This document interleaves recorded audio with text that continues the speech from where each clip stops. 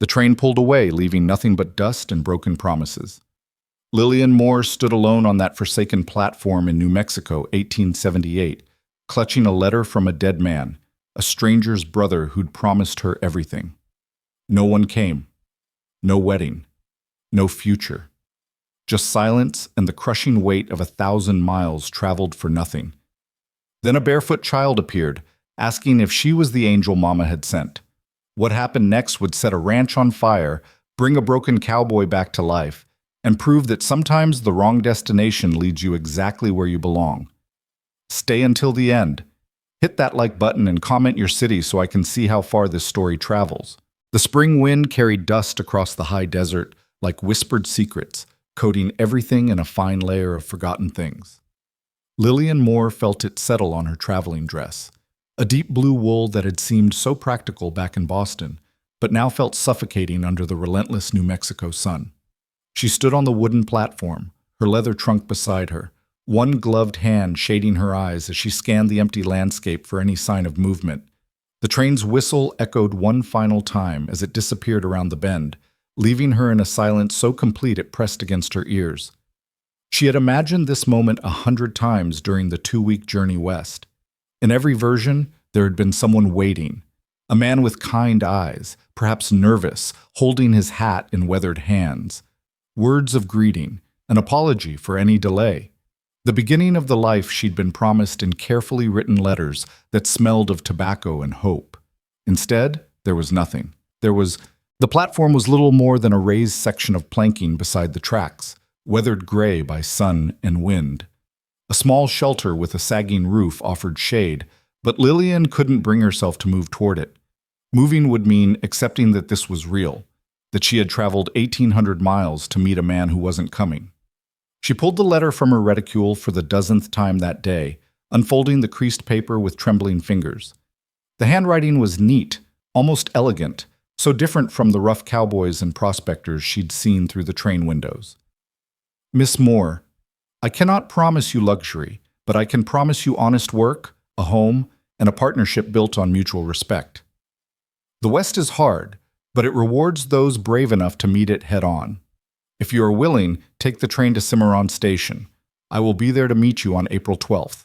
We can be married by the justice of peace in town, and I will spend the rest of my days ensuring you never regret your courage. Yours, in anticipation, Thomas Hale. April 12th. Today. She had checked and rechecked the date obsessively, terrified of missing the meeting by even a day. But she was here. She had kept her part of the bargain. Thomas Hale had not. Miss? You waiting on someone? Lillian startled, turning to find an elderly man in a station master's vest watching her from the shelter's shadow. His face was creased like old leather, eyes sharp despite his years. Yes, she managed, her throat tight. Thomas Hale. Do you know him? Has there been any message? The station master's expression shifted, something between pity and discomfort crossing his weathered features. He stepped out into the sunlight, moving with the careful deliberation of a man whose joints ached in the dry climate. Thomas Hale, he repeated slowly, as if testing the name. Can't say I know everyone in the territory, miss, but that name, it sounds familiar somehow. Where's he from? I don't know exactly, Lillian admitted, feeling foolish. His letters just said he had a ranch in the territory. He told me to come here to the station, and he would meet me. The old man scratched his jaw, thinking. Well now, Cimarron Station serves a fair bit of territory. Could be he's running late. Roads are rough this time of year with the spring runoff. Creeks running high, washes mud slick. Easy for a wagon to throw a wheel or a horse to pull up lame. It was meant to be comforting, Lillian knew, but it only intensified the knot of anxiety in her chest. How long should I wait? Hard to say, miss. But if you need somewhere to sit out of the sun, the boarding house is just down the road a piece. Mrs. Henderson runs it. She's decent folk, won't charge you much for a room if you need to wait a day or two. A day or two. Lillian calculated rapidly. She had enough money for perhaps 3 nights lodging and meals, maybe 4 if she was careful. After that, she would need to wire back east for funds, which meant admitting defeat, admitting that she'd made a terrible mistake in coming here at all. Thank you, she said quietly. I'll wait a bit longer if that's all right." The station master tipped his hat. "Course it is, miss. There's water in the bucket by the door if you need it. I'll be in the office if anything comes up."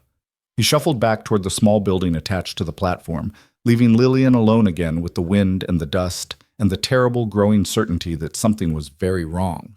She sat on her trunk, arranging her skirts carefully, and waited. An hour passed. Then another. The sun climbed higher, turning the platform into a furnace. Lillian moved into the shade of the shelter, but it offered little relief. She drank sparingly from the water bucket, trying to make each cup last, trying not to think about what she would do when the sun set and Thomas Hale still hadn't come.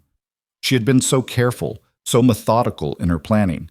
After her father's death and the loss of their small bookshop to creditors, she'd had few options.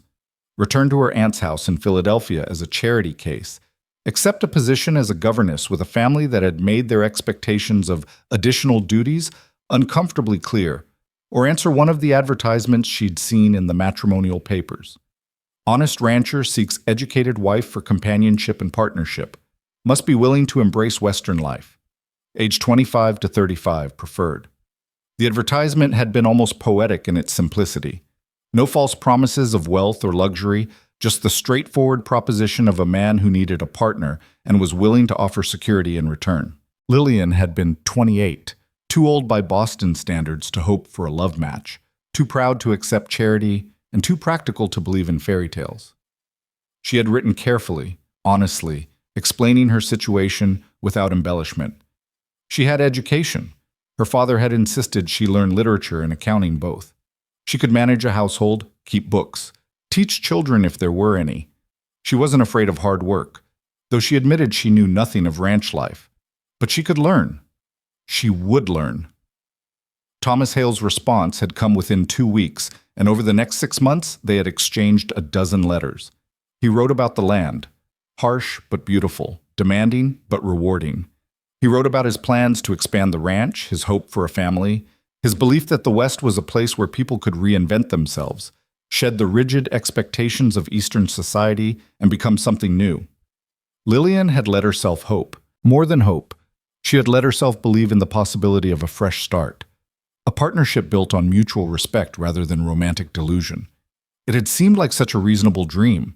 Now, sitting on a deserted platform with the sun beating down and no sign of the man who had promised her a future, that dream felt like the worst kind of foolishness. "Please," she whispered to the empty air. "Please let there be a reason. Please let him come." But the desert offered no answers, just the endless wind and the distant cry of a hawk circling overhead. It was nearing late afternoon when Lillian heard the sound of footsteps. Small, quick, not the heavy tread of a man's boots, but something lighter. She looked up from her increasingly desperate study of Thomas Hale's letter to see a child approaching across the dusty road that led from the station toward the scattered buildings of what passed for a town. The girl couldn't have been more than 4 years old, small and slight, with tangled dark hair that caught the sunlight in shades of chocolate and copper. She was barefoot, her simple cotton dress faded and patched but clean. What struck Lillian most were her eyes, large and dark, and impossibly serious for such a young face. The child stopped at the edge of the platform, tilting her head as she studied Lillian with unsettling intensity. "Are you the angel?" the girl asked, her voice high and clear. Lillian blinked, caught off guard by the question. "I'm sorry?" "The angel," the girl repeated patiently, as if Lillian were the child and she the adult. "Mama said when things felt too empty, an angel would come. She promised." Something tightened in Lillian's chest, a mixture of pity and confusion and unexpected tenderness. She set down the letter and leaned forward, trying to make herself less imposing to the small figure watching her. "What's your name, sweetheart?" "Maggie." "Maggie Hale." The world seemed to tilt sideways. Lillian gripped the edge of the bench she sat on, her mind racing. Hale. The child's name was Hale. "Maggie," she said carefully, "do you know a Thomas Hale?" The girl's face brightened with recognition. "That's Uncle Thomas, but he's not here anymore. He went away with the soldiers and didn't come back. Papa says he's in heaven with Mama now." The words hit like physical blows. Went away with the soldiers. Didn't come back. Heaven. When? Lillian heard herself ask, her voice sounding strange and distant. When did he go away? Maggie scrunched up her face, thinking. Before the snow came. I remember because Papa said Uncle Thomas was going to help protect people, and I asked if he would come back for Christmas, and Papa said yes, but then he didn't. Her expression grew sad. Papa cried. I heard him at night when he thought I was sleeping. Before the snow came. Winter. It was April now. If Thomas Hale had left in late fall or early winter, that meant he'd been gone for months. And if he'd gone with soldiers and ended up in heaven? He's dead, Lillian whispered. The letter crumpled in her hands as her fingers clenched involuntarily. He's been dead for months. Maggie nodded solemnly. That's what Papa says. Heaven means you don't come back, not ever. Not until we go there, too. Lillian couldn't breathe properly. The air felt too thin, too hot, too empty. She had come all this way for a dead man, had spent her last money on train tickets to meet a ghost, had left everything behind to marry someone who had been in the ground for months while she was still receiving his letters, still planning, still hoping. But you're here now, Maggie said brightly, apparently unaware of the devastation her words had caused. You must be the angel. You're pretty like an angel, with your nice dress and your yellow hair. She reached up and touched Lillian's sleeve tentatively. Will you come home with me? Papa needs an angel too, but he won't say so. He just gets quiet and stares at the hills. Sweetheart, I can't, Lillian began, but Maggie was already tugging at her hand. Please, it's not far. And Papa will help you if you're lost. He always helps people, even when he's sad. Mama said that's what good men do. There was such hope in those dark eyes, such innocent certainty that Lillian was exactly who she needed to be. And what else did Lillian have? Where else could she go? At least with this child, she might find answers about Thomas Hale, might understand what had happened, might figure out what to do next. All right, she said softly. But just to talk to your papa, you understand? I'm not an angel, Maggie. I'm just a woman who came here to meet your uncle, and I didn't know... That's what angels say, Maggie announced with absolute conviction. They always pretend they're regular people first. It's in the story Mama used to tell me. There was no arguing with that logic. Lillian gathered her trunk, lighter than when she'd left Boston, as she'd sold what she could to afford the journey, and let the small girl lead her away from the platform, away from the last place she'd had any certainty about her future. They walked down a dusty road that curved away from the handful of buildings clustered near the station. The town, if it could be called that, consisted of a general store, a saloon, what looked like a blacksmith's forge, and a few other structures Lillian couldn't identify. A handful of people watched them pass. A woman sweeping a porch, two men loading supplies onto a wagon, a dog sleeping in a patch of shade, but no one called out or questioned where Maggie was taking the strange woman with the trunk. How far is your home? Lillian asked, already feeling the weight of her trunk despite its diminished contents. Not far, Maggie said again, which Lillian was beginning to realize was a child's measurement that could mean anything from 100 yards to several miles. In fact, it was perhaps a mile from the station, following the road until it became little more than a wagon track, then cutting across open grassland toward a cluster of buildings nestled against the rise of hills in the distance. As they drew closer, Lillian could make out a house. Simple frame construction, whitewashed but weathered, along with a barn, several outbuildings, and corrals that held a few horses. It was modest, much smaller than she'd imagined when Thomas Hale had written about his ranch. But there was something solid about it, something that spoke of hard work and careful maintenance. The land around it had been cleared, fenced in places, with evidence of cultivation in one section where young plants were just beginning to show green against the brown earth. A man stood near the barn, his back to them as he worked on something Lillian couldn't quite see. He was tall, broad-shouldered, his shirt dark with sweat, despite the relatively cool temperature. As if sensing their approach, he turned, and Lillian got her first clear look at Caleb Hale. He was older than his brother must have been, perhaps 35 or 40, though the sun and hard work had etched lines into his face that made precise age difficult to guess. Dark hair, longer than was fashionable, fell across his forehead. He had a strong jaw, currently shadowed with several days' worth of beard. and eyes that were the same dark shade as his daughter's, but without their innocent brightness. These were eyes that had seen too much, lost too much, and had decided that expecting anything good was a fool's game. "Maggie?" His voice was rough, surprised. "Where have you been? I told you to stay close to the house." "I went to see if the angel came," Maggie announced, pulling Lillian forward with surprising strength for such a small child. And she did. She was waiting at the station, just like Mama said. She has pretty hair and a big trunk, and she came all this way to help us. Caleb Hale's expression shifted from surprise to confusion to something harder as his gaze moved from his daughter to Lillian. He took in her traveling dress, the trunk, her obvious Eastern origins, and his jaw tightened. "Maggie, go inside," he said quietly. "But, Papa, inside now." Something in his tone made the child obey without further argument, though she cast one worried glance back at Lillian before scampering toward the house.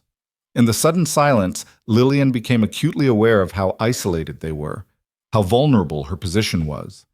This man was a stranger, and she had just followed his child to his remote ranch based on nothing more than desperation and a little girl's innocent invitation. Caleb Hale approached slowly, wiping his hands on a rag he pulled from his pocket. Up close, Lillian could see the grief etched into every line of his face, the exhaustion that went bone deep, the wariness of a man who had been hurt too many times to trust easily. "Who are you?" he asked bluntly. "And what are you doing with my daughter?" Lillian drew herself up, trying to find some dignity in this impossible situation. "My name is Lillian Moore. I came from Boston to meet Thomas Hale. Your daughter, she told me about him. I didn't know. No one told me." She saw the moment comprehension dawned, followed immediately by something that looked like pain and anger mixed together. Caleb's hands clenched on the rag, his jaw working as if he were physically chewing on words he didn't want to say. "Thomas," he said finally, the name rough as gravel. "You came here for Thomas." "He wrote to me," Lillian said, pulling out the crumpled letter with trembling hands. "We exchanged letters for months. He asked me to come, to marry him. He said he would meet me at the station on April 12th, today. He didn't tell me. No one told me." Caleb took the letter, reading it quickly. She watched his expression close down even further, walls going up behind his eyes that shut out any hope of understanding or sympathy. "When did he send this?" he asked. "It's dated February 10th. It arrived in Boston 3 weeks later, and I made arrangements immediately.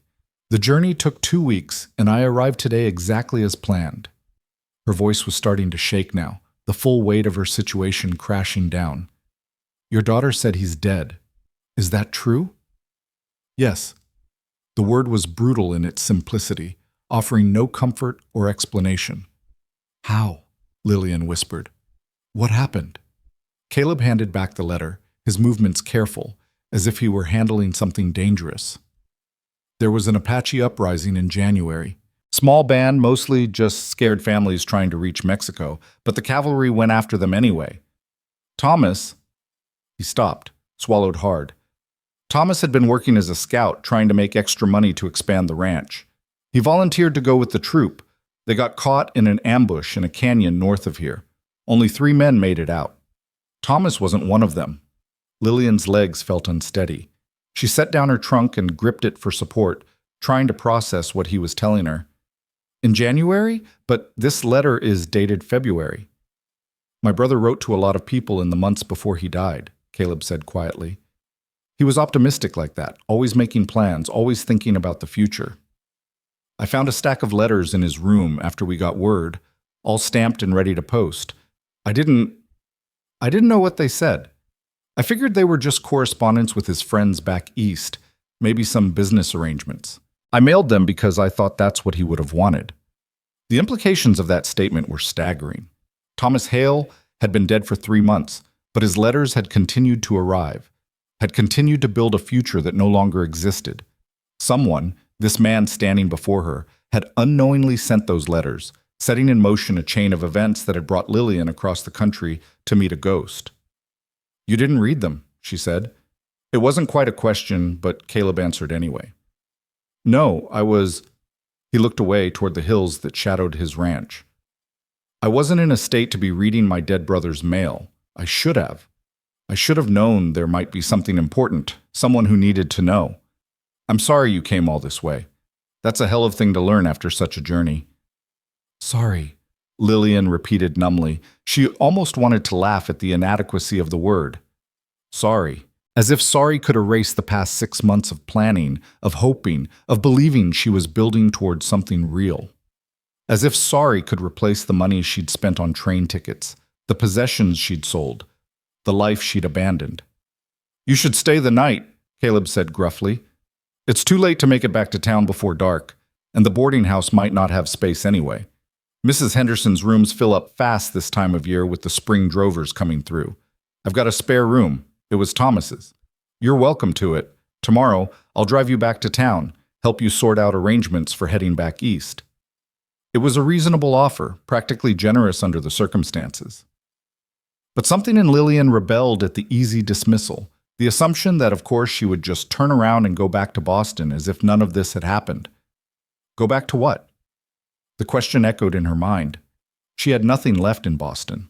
Her father was dead, their shop sold, her few friends scattered to their own marriages and families. Her aunt had made it clear that Lillian's continued presence would be tolerated but not welcomed.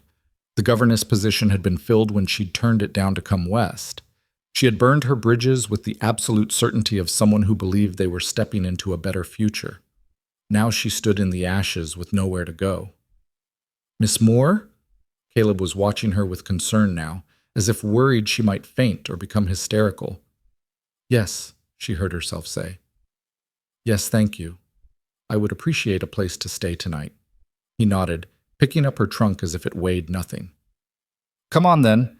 Maggie will be bouncing off the walls wanting to talk to you, but I'll try to keep her from pestering you too much. She doesn't understand about strangers and proper behavior sometimes. Lost her mother 2 years ago, and it's just been the two of us since. She doesn't remember how ladies are supposed to act around company. It's all right, Lillian said softly. She seems like a sweet child. Something flickered across Caleb's face, pride maybe, or grief, or both tangled together. She is. Too sweet for this hard life sometimes. She still thinks angels come when you need them and prayers get answered like letters in the mail. I don't have the heart to tell her different. They walked toward the house in silence, Lillian's mind churning with too many thoughts to settle on any single one. The house was larger up close than it had appeared from a distance, though still modest by Eastern standards. 2 stories with a covered porch that wrapped around the front, offering shade and a place to sit on hot evenings. Maggie burst out the front door before they reached the steps, her earlier solemnity replaced by barely contained excitement. Papa, she's really here. The angel is really here. I told you Mama's promise would come true. Maggie, she's not... Caleb began, but Lillian surprised herself by interrupting. My name is Lillian, she said gently, crouching down to the child's level. You can call me Miss Lillian if you'd like, and I'm going to stay for a little while, just to rest and figure some things out. Is that all right with you? Maggie nodded so vigorously her tangled hair flew around her face. Yes, it's perfect. You can stay in Uncle Thomas's room. It has a window that looks at the hills, and sometimes you can see deer in the morning. And I can show you my rock collection and the kittens in the barn and where Mama's garden used to be before Papa let it go wild because he doesn't know about flowers. That sounds wonderful, Lillian said, and was surprised to find she meant it. There was something healing about this child's enthusiasm, her absolute certainty that everything was going to be all right now that Lillian had arrived. If only it were that simple. Caleb carried her trunk inside and Lillian followed, stepping over the threshold into a life she had never planned for, a future that looked nothing like what she'd imagined, but was somehow, impossibly, the only option she had left. The house was neat, but obviously lacking a woman's touch. The main room served as kitchen, dining area, and sitting room all in one, with a large stone fireplace dominating one wall. The furniture was simple but well made, a table with 4 chairs, a pair of rocking chairs near the fireplace, shelves lined with books, and a few decorative items that must have belonged to Caleb's wife. Everything was clean but spare, as if the inhabitants had stopped caring about comfort and focused only on survival. Maggie, show Miss Moore upstairs, Caleb said, setting down the trunk. I'll be outside finishing the fence repair. Supper's in about 2 hours. Nothing fancy, just stew. You're welcome to join us or rest in your room, whichever suits you." He left before Lillian could respond, escaping with the practiced ease of a man uncomfortable with domestic situations. Maggie grabbed Lillian's hand and pulled her toward a narrow staircase. "Come on, I'll show you everything." The stairs led to a short hallway with 3 doors. Maggie pointed to each in turn. "That's my room, that's Papa's room, and that's Uncle Thomas's room, which is your room now. Papa never goes in there anymore. He says it makes him too sad." She pushed open the door to reveal a simple bedroom, a single bed with a quilt, a washstand, a dresser, and a window that indeed looked out toward the hills. It was a lonely room, Lillian thought, a room for someone passing through rather than building a life. How appropriate. "I'll let you rest," Maggie said with the practiced politeness of a child who had been taught manners but didn't quite understand them. "But if you need anything, I'll be right in my room, and I'll come get you for supper. Papa makes good stew, but sometimes he forgets the salt, so you have to remind him." "Thank you, Maggie." The child lingered in the doorway, suddenly shy. "Miss Lillian, are you really going to stay, or are you going to leave like Mama did and Uncle Thomas did?" The question cracked something open in Lillian's chest. She crossed the room and knelt down again, taking Maggie's small hands in hers. "I don't know what's going to happen," she said honestly, "but I promise I won't leave without saying goodbye. That's not much of a promise, I know, but it's the only one I can make right now. All right?" Maggie considered this gravely, then nodded. "All right. That's better than no promise at all. That's what Papa says. Better something small and true than something big and pretend." She skipped away down the hall, leaving Lillian alone in the dead man's room, surrounded by the scattered pieces of a life that would never be lived. Lillian sank onto the bed and finally let herself cry. The tears didn't last long. Lillian had learned years ago that crying changed nothing, solved nothing, and only left you with swollen eyes and a headache. She allowed herself 5 minutes of grief for the future she'd lost, then wiped her face, straightened her dress, and stood to survey the room that would be hers for at least one night. Thomas Hale's possessions were few but carefully kept. A row of books on a small shelf, mostly practical volumes about animal husbandry and land management, but also a worn copy of Whitman's poetry and a collection of essays by Emerson. A pair of boots stood by the door, cleaned and oiled but never to be worn again. On the dresser sat a leather journal, closed, with a pen laid across it. Lillian's fingers itched to open that journal, to read the private thoughts of the man who had promised her a future and then died before delivering it. But that felt like a violation too far. Whatever Thomas Hale had written was between him and the silence now. She unpacked her trunk methodically, hanging her few dresses in the narrow wardrobe, arranging her toiletries on the washstand, placing her own small collection of books beside Thomas's. The act of organizing calmed her, gave her hands something to do while her mind wrestled with impossible questions. What would she do tomorrow? Where would she go? She had perhaps $15 left to her name. Enough for a train ticket east if she traveled in the cheapest accommodations, but not enough to establish herself anywhere once she arrived. She could wire her aunt, beg for help, but the thought made her stomach turn. Her aunt would help, certainly, but the price would be constant reminders of Lillian's foolishness, her impulsiveness, her failure to secure a proper future through proper channels. A knock at the door interrupted her spiraling thoughts. "Miss Lillian," Maggie's voice was tentative. "Papa says supper's ready if you want to come down. But he also says if you're too tired, I can bring you a tray.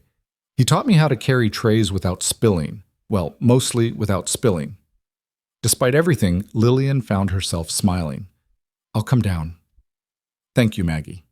She checked her reflection in the small mirror above the washstand, smoothing her hair and pinching color back into her cheeks. Whatever happened tomorrow, tonight she would maintain her dignity and her manners. She owed Caleb Hale at least that much for his reluctant hospitality. The main room had been transformed in her absence. The table was set with mismatched but clean dishes, and a large pot of stew sat steaming in the center. Caleb had changed his shirt and made some attempt to tame his hair, though it still fell rebelliously across his forehead. He looked uncomfortable, standing awkwardly by the fireplace as if unsure what to do with his hands. "It's not fancy," he said without preamble. Just rabbit stew with whatever vegetables I had left from winter storage. But it's hot, and there's plenty of it. It smells wonderful, Lillian said honestly. Her last meal had been a stale sandwich purchased at a train station hours ago, and suddenly she was ravenous. They sat, Caleb at the head of the table, Maggie to his right, and Lillian across from the child. For a moment, no one moved, and Lillian realized they were waiting for something. A blessing, perhaps, or some ritual she didn't know. We don't say words before meals, Maggie explained, catching Lillian's confusion. Mama used to, but Papa says it feels wrong now, like we're pretending things we don't believe anymore. So we just sit quiet for a minute and think about people who aren't here.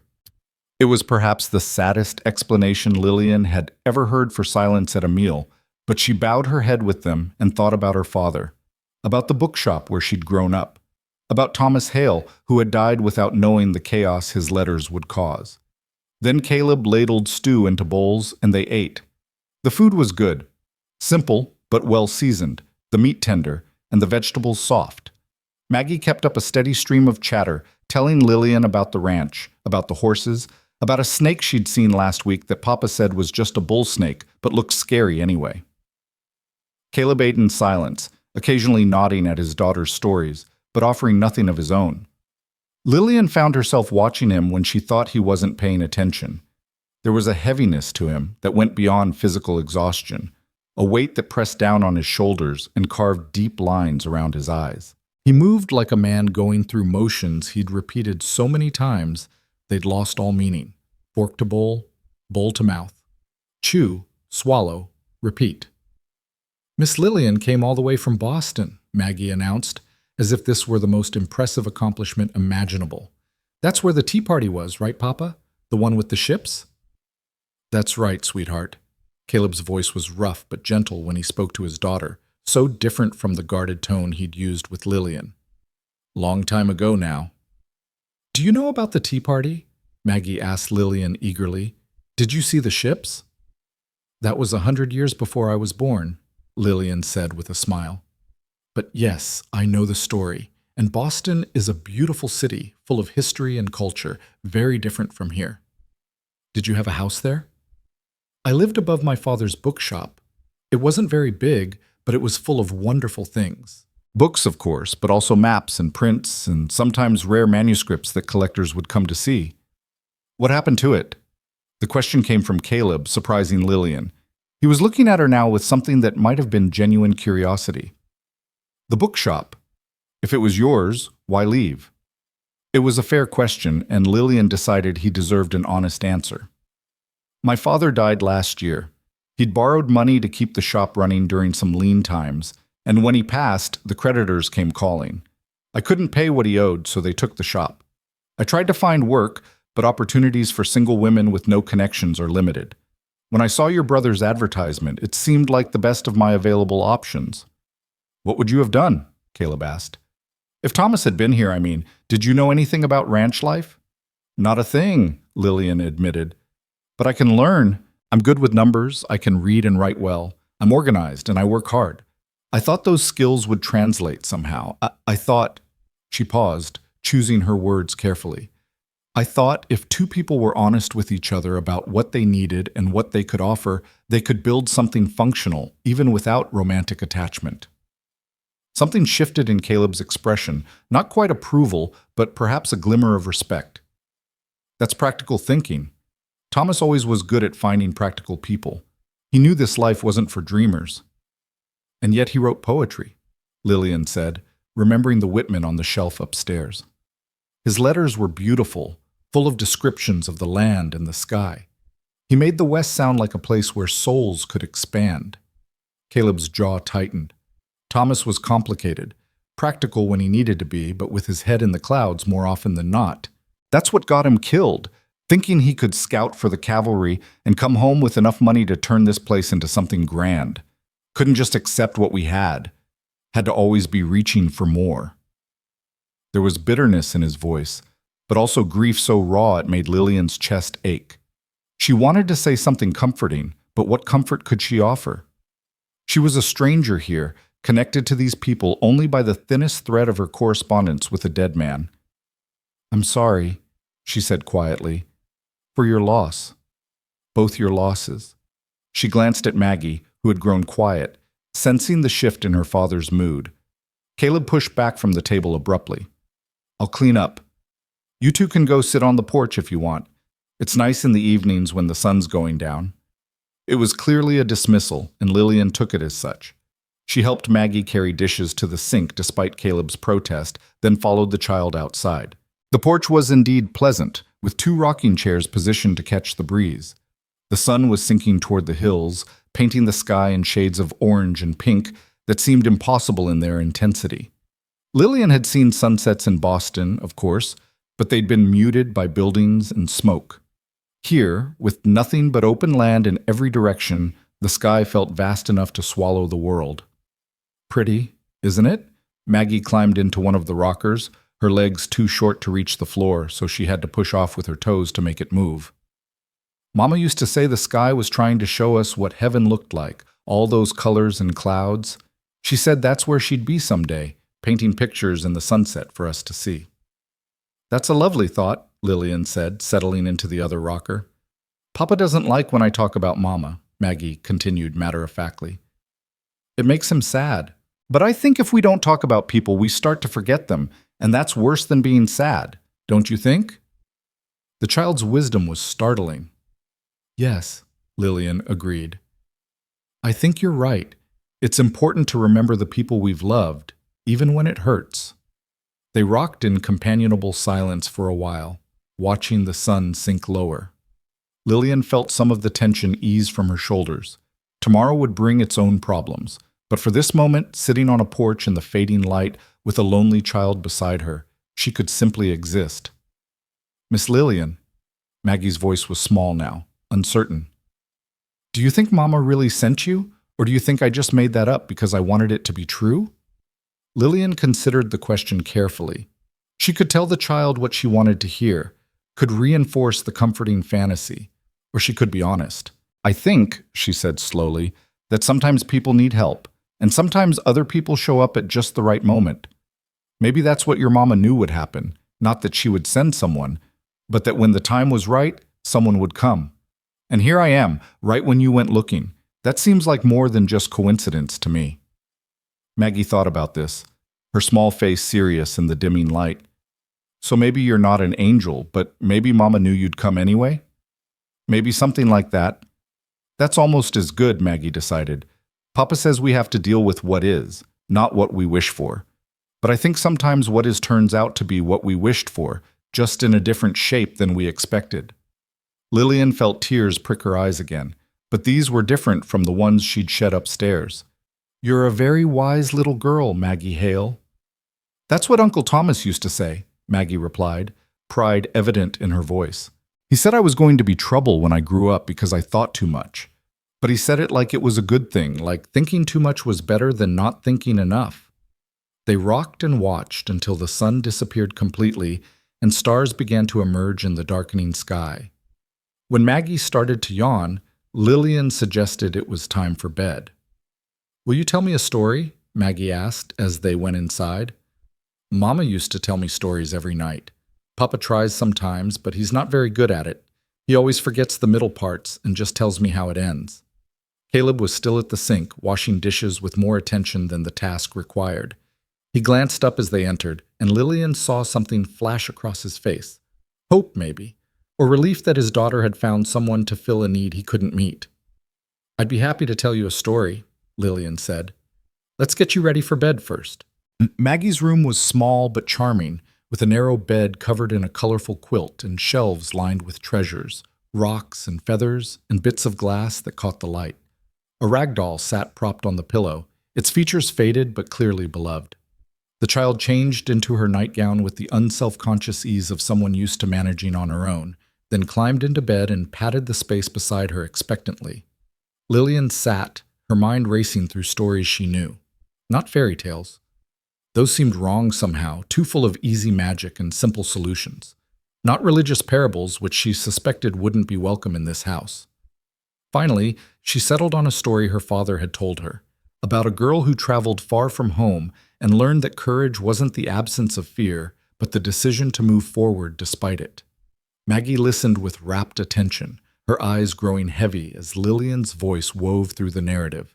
By the time the story ended with the girl finding her way home, not to the place she'd left, but to a new place that felt like home anyway, Maggie was nearly asleep. "Miss Lillian?" she murmured drowsily. "Will you still be here tomorrow?" "Yes," Lillian promised. "I'll be here tomorrow." "Good. That's good." And then she was asleep, her small chest rising and falling with the deep, easy breathing of childhood. Lillian sat for a moment longer, looking at this child who had so easily claimed a piece of her heart. Then she carefully tucked the quilt around Maggie's shoulders, kissed her forehead gently, and slipped from the room. Caleb was on the porch now, sitting in one of the rockers with a cup of coffee in his hands. He didn't look up as Lillian emerged, but he spoke quietly. "Thank you for the story. She hasn't settled that easy in months." Lillian took the other rocker, grateful for the darkness that hid her face. "She's a lovely child. You've done well with her, considering." "Considering I have no idea what I'm doing?" Caleb's laugh was bitter. "Yeah, some days are better than others. Some days I think she'd be better off with relatives back east, with women who know how to raise girls properly. But I can't. I can't let her go. She's all I have left." "She needs you," Lillian said firmly. "And you need her. Anyone can see that. The rest, the proper manners and the hairbrushing and all of that, those things can be learned. Love can't be taught, and that child knows she's loved." Caleb was quiet for so long Lillian thought perhaps she'd overstepped. Then he said, "My wife died in childbirth, our second child. Neither of them survived. Margaret, that was my wife, Maggie's, named for her. She was so excited about giving Maggie a sibling, said the ranch felt too quiet with just one little voice. And then she was gone, and the baby was gone, and there was just Maggie and me and this enormous silence that felt like it would swallow us both." "I'm so sorry," Lillian whispered. "Thomas helped. He moved in after Margaret died, said he wasn't leaving me alone to raise a 2-year-old while trying to keep the ranch running. He was always better with words than me, better at making Maggie smile, better at filling up the quiet spaces. And then he left with that cavalry unit, and I couldn't stop him because we needed the money and he wanted to help, and I thought..." His voice cracked. "I thought he'd come back. He was supposed to come back." The grief in his voice was overwhelming, and Lillian found herself reaching across the space between the rockers to touch his arm. He flinched at first, then stilled, as if the simple human contact was both painful and necessary. "I found his letters after," Caleb continued. "Must have been 20 of them, all sealed and addressed. Most were to friends, a few business contacts, and one to you. I saw the name, Miss Lillian Moore, Boston, Massachusetts, and I thought maybe you were a cousin or an old family friend. I never thought he'd go looking for a wife without telling me." "Why would he keep it secret?" Lillian asked. Caleb was quiet again, thinking. Pride, maybe. Or fear that I'd try to talk him out of it. Thomas knew I was barely holding things together. Maybe he thought if he could bring home a wife, someone to help with the house and Maggie, it would ease the burden. He was always trying to fix things, to make everything better, couldn't stand to see people struggling. "He sounds like he was a good man." "He was. Too good for his own welfare sometimes. The world isn't kind to good men." They sat in silence, rocking slowly, the night sounds of the ranch surrounding them, horses shifting in the corrals, an owl calling from somewhere in the darkness, the whisper of wind through grass. "What will you do?" Caleb asked eventually. "Tomorrow, I mean. I'll take you into town, help you arrange passage back east. If you're short on funds, I can loan you enough for the ticket. You can pay me back when you're settled." It was a generous offer, more than generous, considering he owed her nothing. But the thought of accepting it, of being indebted to yet another person, of crawling back to Boston with her tail between her legs, made something in Lillian rebel. "I don't know," she said honestly. "I keep trying to imagine going back, and I can't picture it. There's nothing there for me anymore. But there's nothing here either, or there wasn't supposed to be. I don't know what I'm meant to do with a future I never planned for." "That's the West for you," Caleb said with dark humor. "Full of people who came here because everywhere else stopped making sense. We're all running from something or toward something, and half the time we can't tell which. What were you running from? Or were you born here?" "Running to," Caleb corrected. Margaret and I came from Missouri 10 years ago. Her father didn't approve of me. I was just a ranch hand with no prospects, and she was supposed to marry the banker's son. So we took what money we had and came out here where nobody cared who we'd been before. Built this place from nothing, one fence post and one head of cattle at a time. It was hard, but it was ours, you know. We were building something that mattered. And Thomas? He followed us a few years later, couldn't make a go of it back home, and figured if we could do it, so could he. He was younger, still had that optimism that makes you think everything will work out if you just try hard enough. Caleb's voice softened. He never lost that, not even when things got hard. Even dying, he probably thought it would be all right somehow. Lillian heard the love beneath the words, the complicated tangle of grief and anger and guilt that came with surviving when someone you loved didn't. She understood it, had felt the same thing after her father's death, the irrational fury at him for leaving her alone mixed with devastating sorrow that he was gone. You should keep the room, Caleb said abruptly. Thomas's room. Not forever, but longer than one night. Until you figure out what you want to do. There's work here if you're willing. Real work, not charity. Maggie needs someone, and I'm not equipped to give her what she needs. If you stayed on for a while, just temporarily, I could pay you something. Not much, but room and board and a little besides. Then when you're ready to leave, you'd have enough saved to go wherever you wanted, do whatever you decided. No obligations, no expectations, just help, if you're willing. Lillian's heart raced. It wasn't what she'd come for. It wasn't marriage or security or a permanent home, but it was something, a bridge between the future she'd lost and whatever came next. And more than that, it was purpose. For the first time since stepping off that train, she felt like there might be a reason she'd come all this way. I'd need to think about it, she said carefully. It's not what either of us planned, and I wouldn't want to make promises I can't keep. Maggie's already lost too many people. Fair enough. Think on it tonight. We can talk more in the morning. They rocked in silence a while longer, then Caleb stood, stretching his back with a wince. I should check the horses before bed. You can stay out here as long as you like. The night air's good for thinking. He disappeared into the darkness, leaving Lillian alone with the stars and the impossible decision ahead of her. She stayed on the porch for another hour, watching the stars wheel overhead and listening to the ranch settle into sleep. In Boston, night had meant lamplight and city sounds and the constant presence of other people. Here, the darkness was absolute and the silence was profound, broken only by natural sounds that spoke of a world much older and larger than human concerns. It should have felt frightening, this vast emptiness. Instead, Lillian found it strangely comforting. Here, in this place where no one knew her past or had expectations about her future, she could be whoever she chose to be. Not someone's daughter or someone's almost bride, not a burden or a charity case, but simply herself, competent, capable, choosing her own path. When she finally went inside, the house was dark except for a lamp left burning low on the kitchen table. Lillian carried it upstairs carefully, mindful of the sleeping child and the man who had offered her more than he needed to. In Thomas Hale's room, in her room now, at least for tonight and possibly longer, she changed into her nightgown and sat on the bed with the leather journal she'd noticed earlier. She still felt it would be wrong to read it, but she opened it to the first page just to see his handwriting, to connect in some small way with the man who had brought her here. The first entry was dated 3 years earlier, just a few lines about arriving at the ranch and beginning work on expanding the barn. Ordinary observations, nothing profound. Lillian flipped to the last entry, dated a week before Thomas left with the cavalry unit. Tomorrow I leave to scout for Captain Henderson's troop. Caleb thinks I'm crazy, and maybe I am. But the ranch needs capital, and this is honest work that pays well. Besides, it's only for a few weeks. I'll be back before the spring planting, with enough money to finally buy that breeding bull we need. Margaret would have known how to talk sense into me, but Caleb's too deep in his own grief to see past it. Someone has to push forward, has to believe things can get better. If I don't, who will? Lillian closed the journal gently and placed it back on the dresser. Thomas Hale had died trying to build a better future for the people he loved.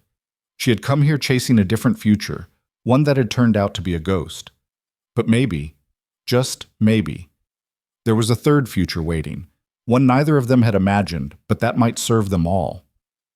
She blew out the lamp and lay in the darkness, listening to the foreign sounds of the ranch at night, feeling the roughness of the hand-sewn quilt beneath her fingers, breathing air that tasted of dust and distance and possibility. Tomorrow she would decide. Tonight, she would simply rest. Somewhere in the house, floorboards creaked as Caleb moved through his nighttime routine. In the room next door, Maggie made small sounds in her sleep, the contented noises of a child who believed angels came when you needed them. And Lillian, who had never believed in angels or miracles or easy answers, found herself hoping that maybe, in the strangest possible way, she had been delivered to exactly where she was meant to be. She fell asleep with that thought, and for the first time in months, she didn't dream of loss or fear or the bookshop that was no longer hers. Instead, she dreamed of sunrise over hills she'd never seen before, of small hands holding hers with trust, of a man's rough voice speaking her name with something that might, someday, become gratitude. It wasn't the dream she'd planned for, but it was a dream nonetheless, fragile and new and entirely her own. Morning came with the sound of roosters and the smell of coffee brewing. Lillian woke disoriented, momentarily forgetting where she was until she saw the unfamiliar ceiling and felt the texture of the quilt beneath her hands. Thomas Hale's room. New Mexico. A life that made no sense but was somehow hers anyway. She dressed quickly in a simple gray work dress, braided her hair into a practical plait, and went downstairs to find Caleb already at the stove, frying eggs in a cast-iron skillet. He glanced up when she entered, his expression unreadable in the early light. "Coffee's hot," he said, nodding toward the pot. "Cups are in the cupboard by the window. Maggie's still asleep. She usually doesn't wake until the sun's full up." Lillian poured herself a cup and stood awkwardly by the table, unsure of the protocol. Was she a guest? An employee? Something else entirely? "Sit," Caleb said, apparently reading her uncertainty. "No point standing on ceremony. If you decide to stay, we'll all be eating together anyway. Might as well start the habit now." So she sat, wrapping her hands around the warm cup and watching as he worked with the efficient movements of someone long accustomed to managing alone. The eggs sizzled, bread toasted on the stovetop, and within minutes he'd assembled 2 plates of food that he set on the table. "You thought about my offer?" he asked, cutting straight to the heart of things as he sat down across from her. "I did." Lillian took a breath, steadying herself. "I'd like to accept, at least for a trial period. A month, maybe? That would give both of us time to see if the arrangement works. If it does, we can discuss extending it. If it doesn't, I'll have saved enough for train fare and won't feel like I'm leaving you in the lurch." Something that might have been relief crossed Caleb's face. "A month's fare. I'll pay you $5 a week plus room and board. That's more than most household help gets, but you'll be doing more than housework. Maggie needs teaching, reading, writing, numbers. She's bright, but she needs structure. And the ranch books are a mess since Margaret died. If you're as good with figures as you say, that alone would be worth keeping you on." "That's generous," Lillian said, surprised. "More than generous." "It's practical," Caleb corrected. "I need help, you need work. Fair trade, nothing more to it than that." They ate in silence for a few moments, and then Lillian asked, "What exactly would you want me to do? Beyond Maggie's lessons and the books, I mean. I should know what I'm agreeing to." Caleb considered, chewing thoughtfully. "House needs a woman's attention. Proper cleaning, mending, that sort of thing. Garden's gone to seed and could use planting if you know anything about vegetables. Maggie needs watching when I'm out working the herd, needs someone to talk to who isn't her grieving father. And I suppose you'll want to learn some ranch skills. How to handle horses, shoot a rifle, things that'll keep you safe out here." "Shoot a rifle?" Lillian repeated, uncertain if he was serious. "This isn't Boston," Caleb said flatly. "Rattlesnakes, coyotes, occasionally worse things. You need to know how to protect yourself and Maggie if I'm not around. I'll teach you the basics. You don't need to be a sharpshooter, just competent enough to hit what you're aiming at." The reality of what she was agreeing to settled over Lillian like a weight. This wasn't going to be some genteel governess position where her biggest concern was proper tea service. This was survival, plain and hard, in a place that demanded toughness she wasn't sure she possessed. "All right," she said quietly, "teach me what I need to know." Caleb nodded, apparently satisfied. "We'll start with the books today, let you get your bearings. Tomorrow I'll show you around the property proper, Introduce you to the horses. Day after that, we'll work on shooting. No point rushing. You'll pick it up as you go." Footsteps on the stairs announced Maggie's arrival. She appeared in the doorway, hair tangled and nightgown twisted, her face lighting up when she saw Lillian. "You stayed!" she exclaimed, rushing over to wrap her arms around Lillian's waist. "I was afraid I'd wake up, and you'd be gone like it was just a dream." "I stayed," Lillian confirmed, smoothing the child's wild hair. "In fact, I'm going to stay for a while longer. Your father has asked me to help around the ranch and with your lessons. Would that be all right with you?" Maggie's response was to squeeze tighter, her small body trembling with what might have been relief or joy, or both. Over her head, Lillian caught Caleb watching them with an expression that made her chest ache. Longing mixed with pain, as if he wanted desperately to be the one his daughter ran to, but couldn't quite bridge the gap his grief had created. "Let Miss Lillian breathe, sweetheart," he said gently. "Go get dressed and come have breakfast. We've got a full day ahead." The morning passed in a blur of activity. After breakfast, Caleb showed Lillian to a small room off the kitchen that served as an office. The desk was buried under papers, receipts, ledgers, letters, bills, all jumbled together in a chaos that made Lillian's organized mind recoil. "Margaret handled all this," Caleb explained, looking embarrassed. "She had a system, knew where everything was. After she died, I kept throwing papers here and hoping they'd sort themselves. I know what I owe and roughly what's owed to me, but beyond that..." He trailed off helplessly. "I'll sort it out," Lillian promised, already mentally categorizing the mess. "It might take a few days, but I'll get everything organized and show you where you stand financially." "There's money in the bank in town," Caleb added. "Not much, but enough to keep us going through next winter if we're careful. Thomas's scouting pay should come through eventually too, once the Army processes the paperwork. That'll help."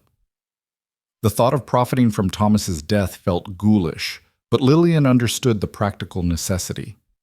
The dead didn't need money. The living did. She spent the rest of the morning working through the papers while Maggie played quietly nearby, sorting buttons into piles by color and size. The child was indeed bright, with a natural affinity for organization that reminded Lillian of herself at that age. "Can you read, Maggie?" Lillian asked during a break. "A little. Mama was teaching me and Uncle Thomas helped sometimes. But nobody's had time since they left." There was no accusation in her voice, just a statement of fact that somehow made it worse. "Well, we'll make time now," Lillian said firmly. "Every afternoon after lunch, we'll have lessons. Reading, writing, arithmetic, maybe some geography and history too. Would you like that?" Maggie's face glowed. "Really? Real lessons like town children get?" "Better than town lessons," Lillian promised.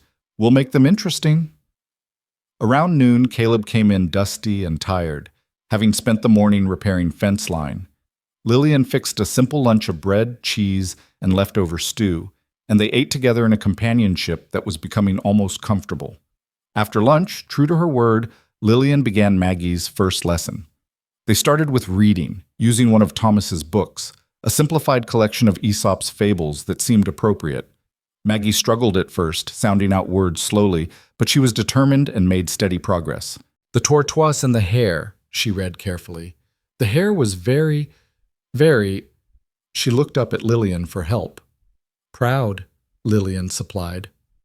"Proud." The hare was very proud of his speed. Maggie beamed at getting through the sentence. "I like this story. Mama told it to me once, but I didn't know it was in a book." They worked through the fable together, Maggie reading and Lillian helping with difficult words. By the end, the child was exhausted but happy, clutching the book to her chest like a treasure. "Can we read another tomorrow?" "Every day," Lillian promised. "Now go play outside for a bit while I help your father with something." Maggie skipped out, and Lillian returned to the office where Caleb was attempting to make sense of a feed bill. She worked beside him for the next several hours, explaining her organizational system and showing him how to track expenses properly. "You're good at this," he said, watching her neat columns of figures. "Better than Margaret even, and she was sharp with numbers." "My father insisted I learn bookkeeping," Lillian explained. "He said numbers don't lie, and anyone who handles money needs to respect that truth." Smart man. He was. I wish... She stopped, surprised by the sudden tightness in her throat. I wish he could have seen me now, doing something useful with what he taught me. Caleb was quiet for a moment, then said, Thomas would have liked you. He always said he wanted someone who could challenge him, keep him honest, someone with their own mind. I wish I could have met him, Lillian said softly. The real him, I mean, not just the person in letters. He was... Caleb struggled for words. He was the kind of person who made you believe things could get better. Even when everything was falling apart, he'd find something to be optimistic about. It was annoying sometimes, that relentless hope, but mostly it was necessary. I needed that, especially after Margaret, and now he's gone and I don't... He stopped, jaw working. Lillian reached over and touched his hand briefly, the same gesture she'd made on the porch the night before. You don't have to be him. You just have to be you, doing your best. That's enough. Caleb pulled his hand away, not unkindly, but as if the comfort was too much to bear. We should finish these bills before supper. They worked in silence after that, but it was a different kind of silence than before, less awkward, more like two people learning to exist in the same space without filling it with unnecessary words. The days began to develop a rhythm. Mornings were for housework and ranch business, afternoons for Maggie's lessons, evenings for sitting on the porch and watching the sunset. Lillian learned where things were kept, how Caleb liked his coffee, which of Maggie's dresses needed mending. She discovered that the root cellar flooded when it rained and that the rooster was mean-tempered and would attack if you weren't careful. On the third day, Caleb took her out to meet the horses properly. There were 6 of them, 4 working horses used for herding and hauling, and 2 riding horses, one of which had belonged to Thomas. This is Copper, Caleb said, introducing her to a reddish-brown mare with gentle eyes. She was Thomas's favorite. Good-natured, steady, won't spook easy. She'd be a good mount for you if you're willing to learn to ride. Lillian had never been on a horse in her life, but she approached Copper cautiously, letting the mare sniff her hand before attempting to stroke her neck. The horse was warm and solid, and something about her calm presence was reassuring. She likes you, Caleb observed. That's a good sign. We'll start riding lessons next week once you're more settled in. He showed her the rest of the barn, explaining the daily care the horses needed and how to recognize signs of illness or injury. It was overwhelming, but Lillian took mental notes, determined to learn. That afternoon, he kept his promise about the rifle. They set up targets behind the barn, old bottles balanced on fence posts, and Caleb pulled out a weathered Winchester rifle. This was Margaret's, he said, handing it to Lillian. Lighter than mine, easier for you to handle. She was a good shot, used to hunt rabbits for the stew pot. The rifle was heavier than Lillian expected, awkward in her unpracticed hands. Caleb stood behind her, adjusting her stance, showing her how to brace the stock against her shoulder, how to sight down the barrel, how to breathe and squeeze the trigger rather than jerking it. It's going to kick, he warned. Don't let it scare you, just stay steady. Lillian focused on the nearest bottle, trying to remember everything he'd told her. She squeezed the trigger and the rifle cracked loud enough to make her ears ring. The bullet went wide, hitting the fence post several feet from the target. Not bad for a first try, Caleb said. Try again. Remember to breathe. She tried 5 more times, missing every shot but getting progressively closer. Her shoulder ached from the recoil, and her ears were still ringing, but there was something satisfying about the challenge, about learning a skill so foreign to everything she'd known in Boston. We'll practice every few days, Caleb said, taking back the rifle. You're not hopeless. That's something. Most people flinch on the first shot and won't try again. It was perhaps the closest thing to a compliment he'd given her, and Lillian found herself ridiculously pleased by it. That evening, as she sat on the porch with Maggie curled against her side, Lillian felt something she hadn't felt since before her father died, a sense of purpose, of belonging somewhere, of being needed. It wasn't the life she'd planned, wasn't the security or partnership she'd imagined, but it was real and solid and hers. Miss Lillian, Maggie's sleepy voice interrupted her thoughts. Are you happy here? Lillian considered the question carefully. I think I might be, she said honestly. It's different from anything I've known, but different isn't always bad. Are you happy I'm here? So happy, Maggie murmured. Papa's different when you're around. Less quiet in the sad way, more quiet in the peaceful way. I like peaceful better. Before Lillian could respond, Caleb emerged from the house, and Maggie perked up. Papa, tell Miss Lillian about the time you and Mama saw the bear. That's not much of a story, Caleb protested, but Maggie was insistent. Please. She likes stories, and you never tell them anymore. So Caleb settled into his rocker and told a story about encountering a black bear while he and Margaret were checking fence line years ago. It wasn't elaborate or particularly dramatic, but the way he told it, with reluctant humor and obvious affection for his late wife, made it compelling. Maggie had clearly heard it before, but laughed at all the same parts, delighted to have her father engaged.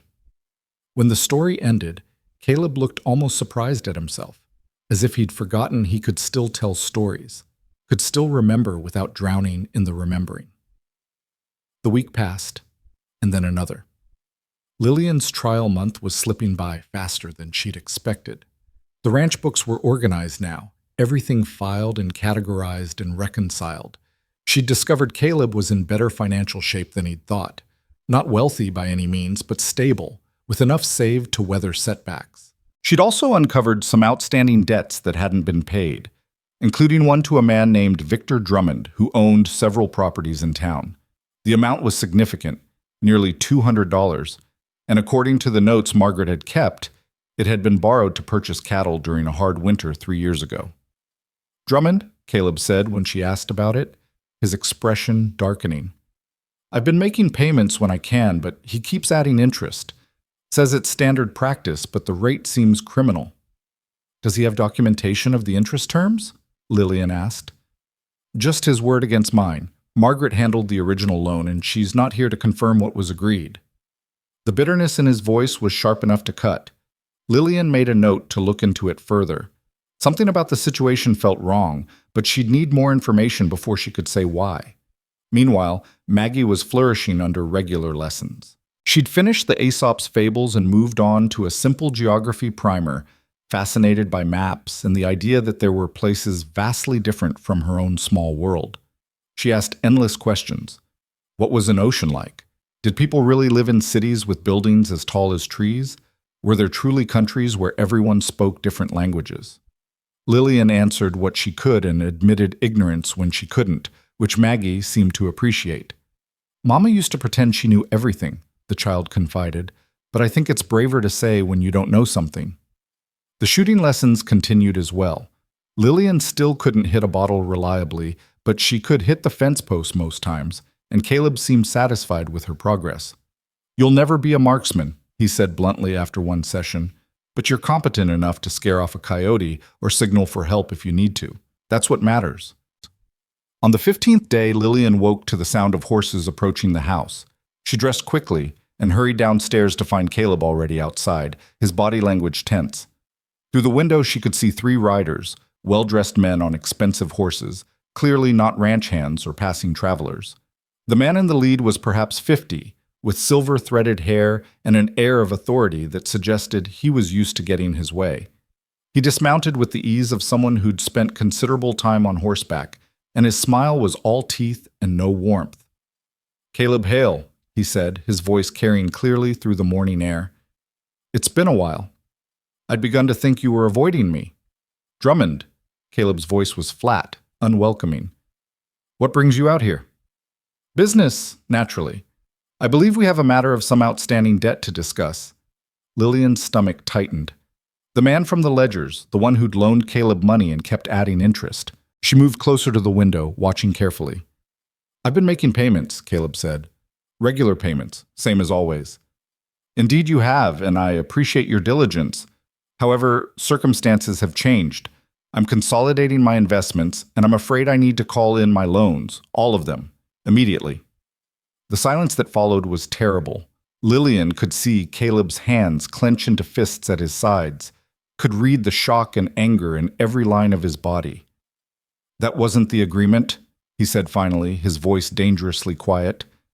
"The agreement was that I could call in the loan at any time with 30 days' notice.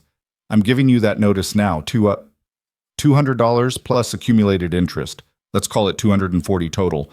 Due in full by..." Drummond made a show of calculating. May 20th. That gives you more than 30 days, actually. I'm being generous. That's impossible. You know I don't have that kind of cash on hand. Then I suggest you find it.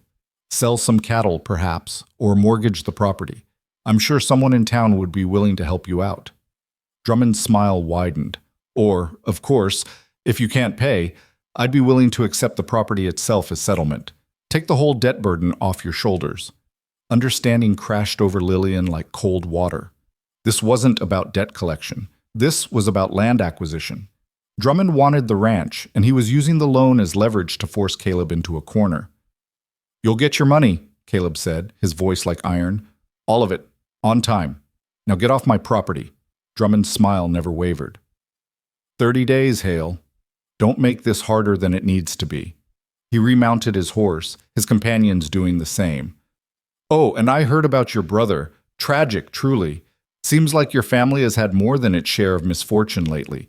Would be a shame if more bad luck came your way." The threat was clear, and Lillian saw Caleb's hands shake with suppressed rage. But he said nothing, just stood rigid until the three riders had disappeared down the road. Only then did he move, turning to slam his fist into the porch railing hard enough to split the wood.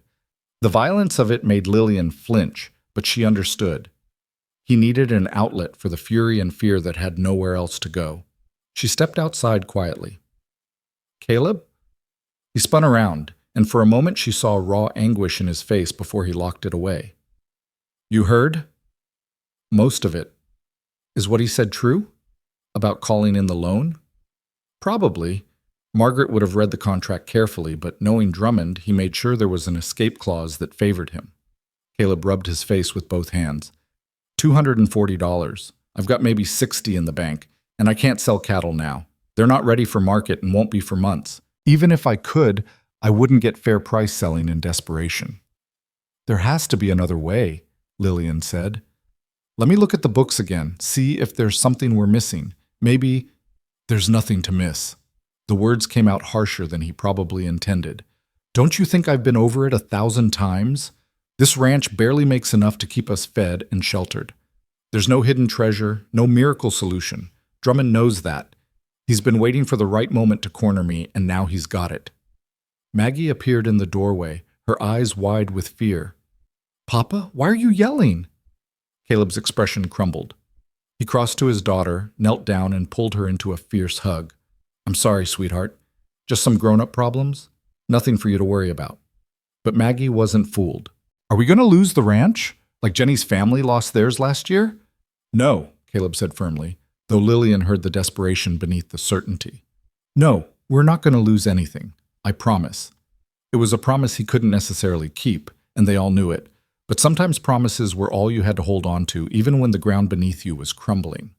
Lillian spent the rest of the day poring over the books, looking for any solution, any angle Drummond might have left exposed. But Caleb was right. There was nothing. The ranch was solvent, but cash poor, and raising $240 in 30 days seemed impossible. That evening, as she prepared supper, an idea began to form. It was risky, possibly foolish, but it might be their only option. She waited until after Maggie was in bed to broach it. "What if I went to town?" she said. "Talked to Drummond myself? Tried to negotiate an extension or a payment plan?" Caleb looked at her like she'd suggested flying to the moon. "Why would he listen to you?" "Because I'm not you. I'm a woman, an outsider, someone he doesn't see as a threat. Sometimes people reveal things to someone they underestimate that they'd never tell someone they consider an adversary." "It's too dangerous," Caleb said immediately. "Drummond's not someone to trifle with." "And what's the alternative? Sit here and hope for a miracle?" They stared at each other across the kitchen table, both stubborn, both desperate in different ways. Finally, Caleb looked away. "Even if you went, even if you got him to talk, what good would it do?" "Information is power," Lillian said firmly. "Right now he has all the cards because we don't know what he's really after or what he's willing to accept. If I can learn more about his situation, his plans, maybe we can find leverage. It's worth trying." Caleb was silent for a long time. Then he said, "If you're determined to do this, I'm coming with you." "That defeats the purpose. He'll be on guard if you're there." "I don't care. You're not going alone." There was finality in his voice that Lillian recognized. She could push, but she'd lose. "Fine, we'll both go. Tomorrow." They rode into town in the morning, leaving Maggie with Mrs. Henderson at the boarding house. The woman had been delighted to hear Lillian was staying on at the ranch, and she agreed to watch the child without question. Drummond's office was on the main street, above the general store. The sign read, "Drummond Land and Cattle Company," which Lillian found grimly appropriate. Inside, a clerk directed them to wait. They sat in uncomfortable chairs, and Lillian used the time to study the office. Maps on the walls showed property lines, with certain parcels marked in red. She noticed that Caleb's ranch was among them, along with several other small holdings in the area. "He's buying up land," she whispered to Caleb. "Look at the maps." Before Caleb could respond, Drummond emerged from the inner office, his expression shifting from welcoming to guarded when he saw who his visitors were. "Mr. Hale. And you must be—" "Lillian Moore," she said, rising to offer her hand. "I'm assisting Mr. Hale with his business affairs." Drummond's handshake was perfunctory. "I see. Well, if you're here to discuss the loan situation, I'm afraid there's nothing to discuss. The terms are clear." "I'm here to better understand those terms," Lillian said calmly, "and to see if there might be room for negotiation." "There isn't." "Mr. Drummond, surely as a businessman, you understand that rigid positions benefit no one. Mr. Hale has been a reliable debtor for 3 years. Calling in the loan now during a season when cash flow is necessarily limited seems counterproductive. Wouldn't a reasonable payment plan serve your interests better than forcing a sale that might not recover the full amount?" Something flickered in Drummond's eyes. Surprise, perhaps, that this Eastern woman was speaking his language. "Miss Moore, I appreciate your initiative, but my decision stands. If Mr. Hale cannot pay, he should sell to someone who can make better use of the land. That's simply good business. And if he could pay, but in installments, say $80 immediately, with the remainder over the next 6 months? Where would he get $80 immediately?" Drummond's skepticism was obvious. Lillian didn't have an answer to that, not really, but she held his gaze steadily. "That's his concern, not yours. The question is whether you'd accept such an arrangement." Drummond studied her for a long moment, then smiled. That same cold smile from the ranch. "No, Miss Moore, I would not. The loan is due in full on May 20th. Now, if you'll excuse me, I have other appointments." They were dismissed, and there was nothing to do but leave. Outside, Caleb exhaled sharply. That was a waste of time. "Not entirely," Lillian said slowly. "Did you see the maps? He's targeting specific properties, all in the same area. This isn't just about your debt. He's planning something larger. If we can figure out what, maybe we can find a way to stop him." "And how do we do that with no money and no time?"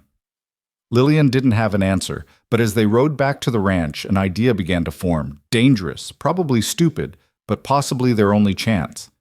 That night, after Maggie was asleep, she told Caleb her plan. "Absolutely not," he said immediately. "It's the only way." "It's insane." "It might work." They argued in fierce whispers until finally, exhausted, Caleb agreed. Not because he thought it was a good idea, but because neither of them could think of anything better. And so, 2 days later, Lillian found herself preparing for the most audacious gamble of her life, with everything, the ranch, Maggie's home, the fragile new life she was building, hanging in the balance. The plan was simple in concept, but terrifying in execution. Lillian would return to town alone, ostensibly to purchase supplies, but her real purpose was to visit every business owner, every rancher, every person who might have dealings with Victor Drummond. She would ask questions, listen carefully, and piece together what the man was really planning.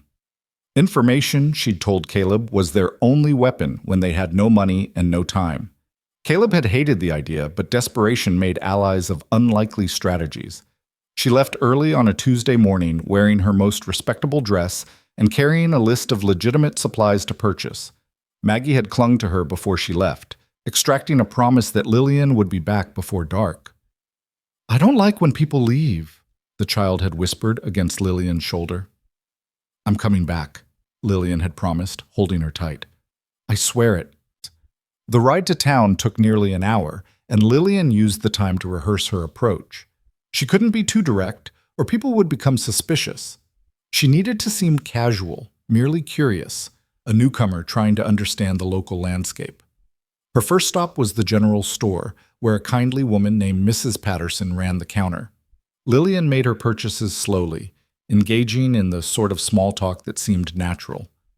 "I'm still learning about the area," she said as Mrs. Patterson wrapped her sugar and flour. "Mr. Hale mentioned that land changes hands fairly often out here. Is that true?" "Oh, more than it used to," Mrs. Patterson said, warming to the gossip. "Used to be folks held onto their places through thick and thin, but these past few years seems like someone's always selling out. Hard times, you know. Cattle prices down, water scarce. Takes money to survive a bad season, and not everyone's got it saved up." "I noticed Mr. Drummond seems to own quite a bit of property," Lillian ventured. Mrs. Patterson's expression shifted, becoming more guarded. "That he does? Smart businessman, some say. Others say he's a vulture, picking at bones before the body's even cold." She caught herself, looking embarrassed. "Not that I'm one to spread tales, you understand." "Of course not," Lillian said smoothly. "I'm just trying to understand how things work here. It's all so different from Boston." "Well, if you want my advice, stay clear of Drummond's business. He's got plans, that one, and they don't tend to favor the little folk like us." Mrs. Patterson leaned in conspiratorially. "I've heard he's been talking to railroad men, something about a new spur line coming through, though nobody knows for sure where it'll run. If you're smart enough to buy land in the right spot before the railroad announces their route—" She trailed off meaningfully. Railroad. The word clicked something into place in Lillian's mind. If Drummond was accumulating land along a future railroad route, those properties would increase in value exponentially. That's why he wanted Caleb's ranch. Not for the land itself, but for what it would be worth once the railroad came through. She thanked Mrs. Patterson and moved on to the bank, where she made a small deposit from the household money Caleb had given her. The banker, Mr. Weathers, was less talkative, but confirmed what Mrs. Patterson had suggested. "Drummond's been buying up properties along the northern corridor," he said, studying a map on his wall. "If the railroad does come through there, he'll make a fortune. Of course, if it goes south instead, he'll have wasted considerable capital. It's a gamble, but then again, Drummond's always been a gambling man." "Does he force people to sell?" Lillian asked, trying to sound merely curious rather than desperately interested. Weathers shifted uncomfortably. "I wouldn't say force exactly, but he has ways of encouraging decisions. Outstanding loans called in unexpectedly, property taxes that suddenly come due, cattle that mysteriously sicken just before sale time. Nothing you could prove in court, mind you, just unfortunate coincidences that tend to happen to people who stand in his way." The picture was becoming clearer and more disturbing. Drummond wasn't just a shrewd businessman. He was willing to use any method necessary to acquire what he wanted. And right now, he wanted Caleb's ranch. Lillian spent the rest of the morning gathering information from various sources. The blacksmith told her about a rancher who'd lost his herd to poisoned water, though no one could prove the creek had been deliberately contaminated. The seamstress mentioned a family whose barn had burned down under suspicious circumstances. Each story painted the same picture. Drummond wanted land, and obstacles had a way of disappearing. By noon, Lillian's carefully maintained composure was beginning to crack. The scope of what they were up against felt overwhelming. This wasn't just about paying a debt. It was about standing up to a man who had power, connections, and no apparent scruples about how he used them.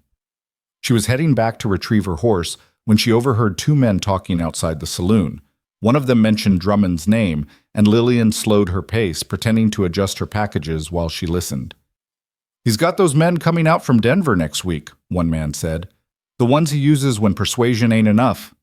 "What's he need them for? Thought the Hale place was already wrapped up." "It should be, but apparently Hale's got some Eastern woman helping him now. Word is she's smart, asking questions all over town. Drummond don't like complications." "What's he planning?" "Don't know specifics, but I heard him tell those men to make sure Hale understands his situation. Sometimes a man needs to see what he's got to lose before he appreciates an opportunity to walk away clean." The implication was chilling. Lillian hurried to her horse, her heart pounding. She needed to get back to the ranch. needed to warn Caleb that Drummond's patience was running out and his methods were about to become more direct. She pushed Copper harder than she should have on the ride back, arriving at the ranch in late afternoon rather than evening. Caleb was working near the barn and looked up in surprise when he heard her approach. "You're early. What happened?" Lillian dismounted quickly, words tumbling out as she recounted everything she'd learned. Caleb's expression grew darker with each revelation, his hands clenching and unclenching at his sides. "Men from Denver," he repeated when she finished. "That's what you heard?" "Yes, they're coming next week, and the implication was that they're not coming for polite conversation." Caleb swore viciously, then caught himself, glancing toward the house where Maggie was presumably playing. "This is worse than I thought. Drummond's not just trying to pressure me, he's planning something. An accident, maybe, or some disaster that would force me to sell immediately." "We need to go to the sheriff," Lillian said. "And tell him what? That I overheard some men talking? That Drummond's collecting properties and I think he's up to no good? There's no proof, nothing concrete. The sheriff would laugh me out of his office, assuming he's not already in Drummond's pocket." "Then what do we do?" Before Caleb could answer, Maggie came running from the house, her face bright with excitement. "Papa, Miss Lillian, come quick. There's a man here to see you." Lillian and Caleb exchanged worried glances. "What man, sweetheart?" Caleb asked, already moving toward the house. "He says his name is Mr. Chen. He came in a wagon with lots of supplies. He seems nice. He gave me a peppermint stick." They rounded the corner of the house to find a wagon, indeed parked in the yard, loaded with crates and barrels. Beside it stood an elderly Chinese man in practical work clothes, his weathered face creasing into a smile when he saw them.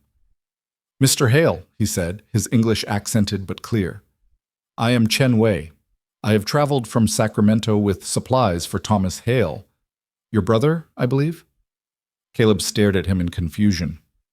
"Thomas is dead. He died months ago." Chen's smile faded to sadness. "I feared this might be so when my letters went unanswered. I am very sorry for your loss. Thomas was a good man, honest in his dealings. We had an arrangement. I was to bring specialized supplies for his ranch expansion, paid for in advance. Since he has passed, I will return the money to you, of course." "Money?" Caleb repeated blankly. Chen climbed into his wagon and produced a lockbox, from which he withdrew a thick envelope. $120. This was the deposit Thomas sent me in January for supplies he ordered. Equipment for irrigating land, specialized seed, some tools.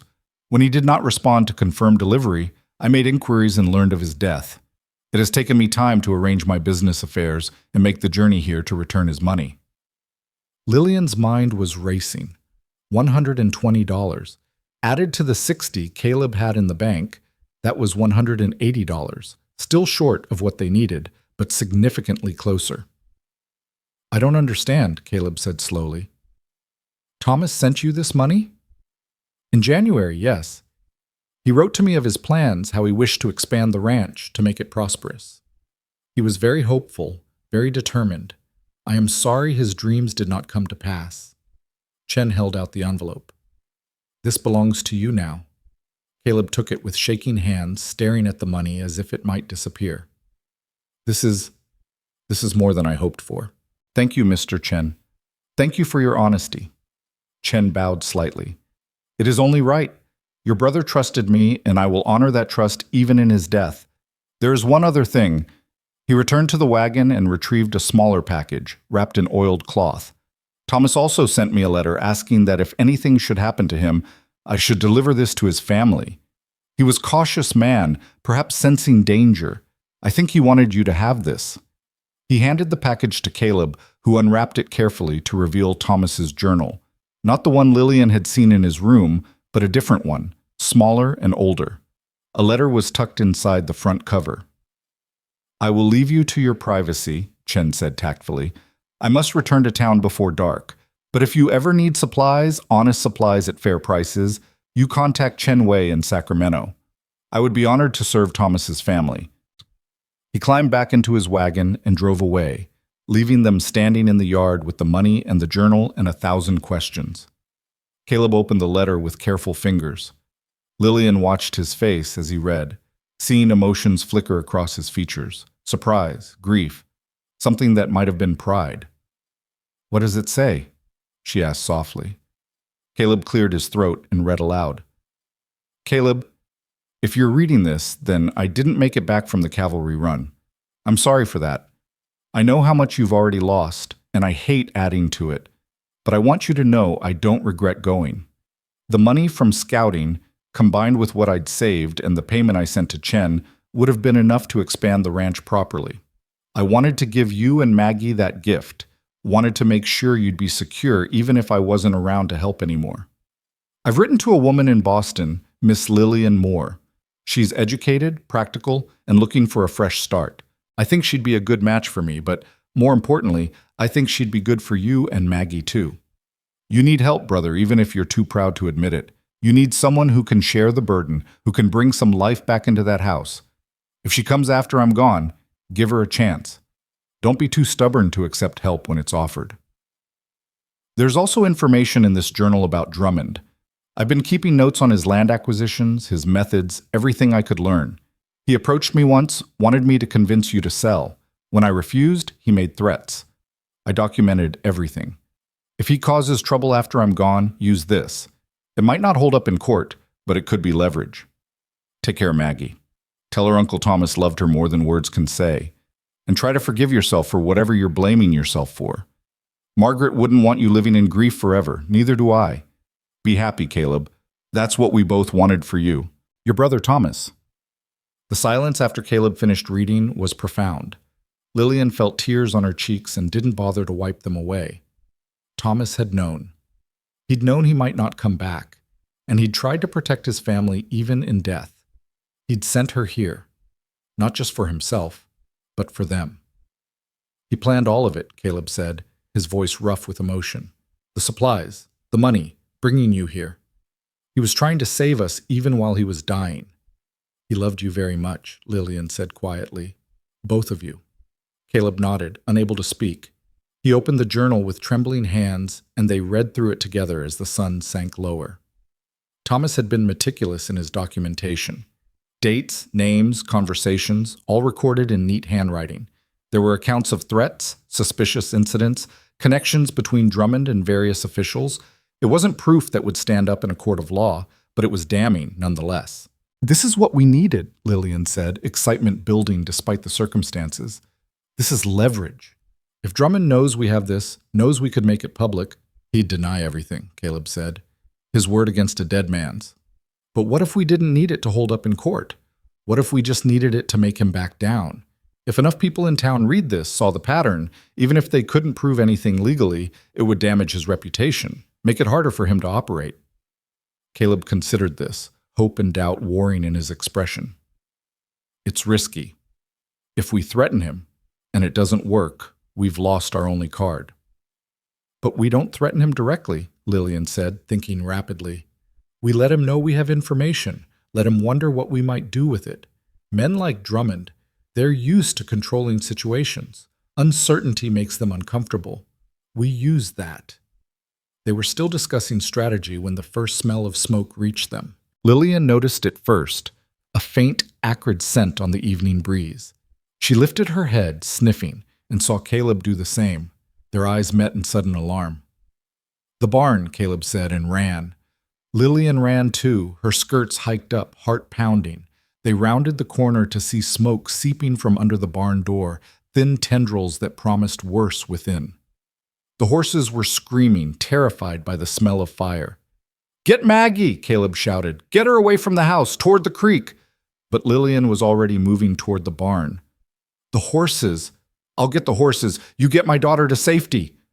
Lillian wanted to argue, wanted to help, but she knew he was right. Maggie was the priority. She sprinted toward the house, calling for the child. Maggie emerged from the kitchen, confused. Miss Lillian, what's wrong? Fire in the barn, sweetheart. We need to go to the creek right now. Lillian grabbed the child's hand and ran, not looking back until they'd reached the relative safety of the creek bed 100 yards from the buildings. Stay here, Lillian commanded. Don't move, no matter what. Promise me. But Papa, your father knows what he's doing. I need to help him. Promise me you'll stay. Maggie nodded, tears streaming down her face, and Lillian ran back toward the barn. The smoke was thicker now, black and choking. Caleb had gotten the barn door open and was leading the horses out one by one, speaking to them in a steady voice despite the danger. Lillian grabbed the halter of the nearest panicked horse and pulled it toward the corral, then ran back for another. They worked frantically, and by some miracle, got all 6 horses out before the flames spread too far. Caleb grabbed buckets, and they formed a desperate line from the water trough, throwing water on the fire with hopeless determination. It was no use. The barn was old and dry, and whatever had started the fire had done its work well. Within 20 minutes, the structure was fully engulfed, flames leaping into the darkening sky like angry spirits. "Let it go," Lillian finally said, putting a hand on Caleb's arm. "Let it burn. The horses are safe. That's what matters." Caleb dropped his bucket, defeat written in every line of his body. They stood together, watching years of work and irreplaceable equipment disappear into smoke and ash. "Drummond," Caleb said, the name a curse. "This is his answer. This is what he does when people don't cooperate." "We don't know for sure. We know."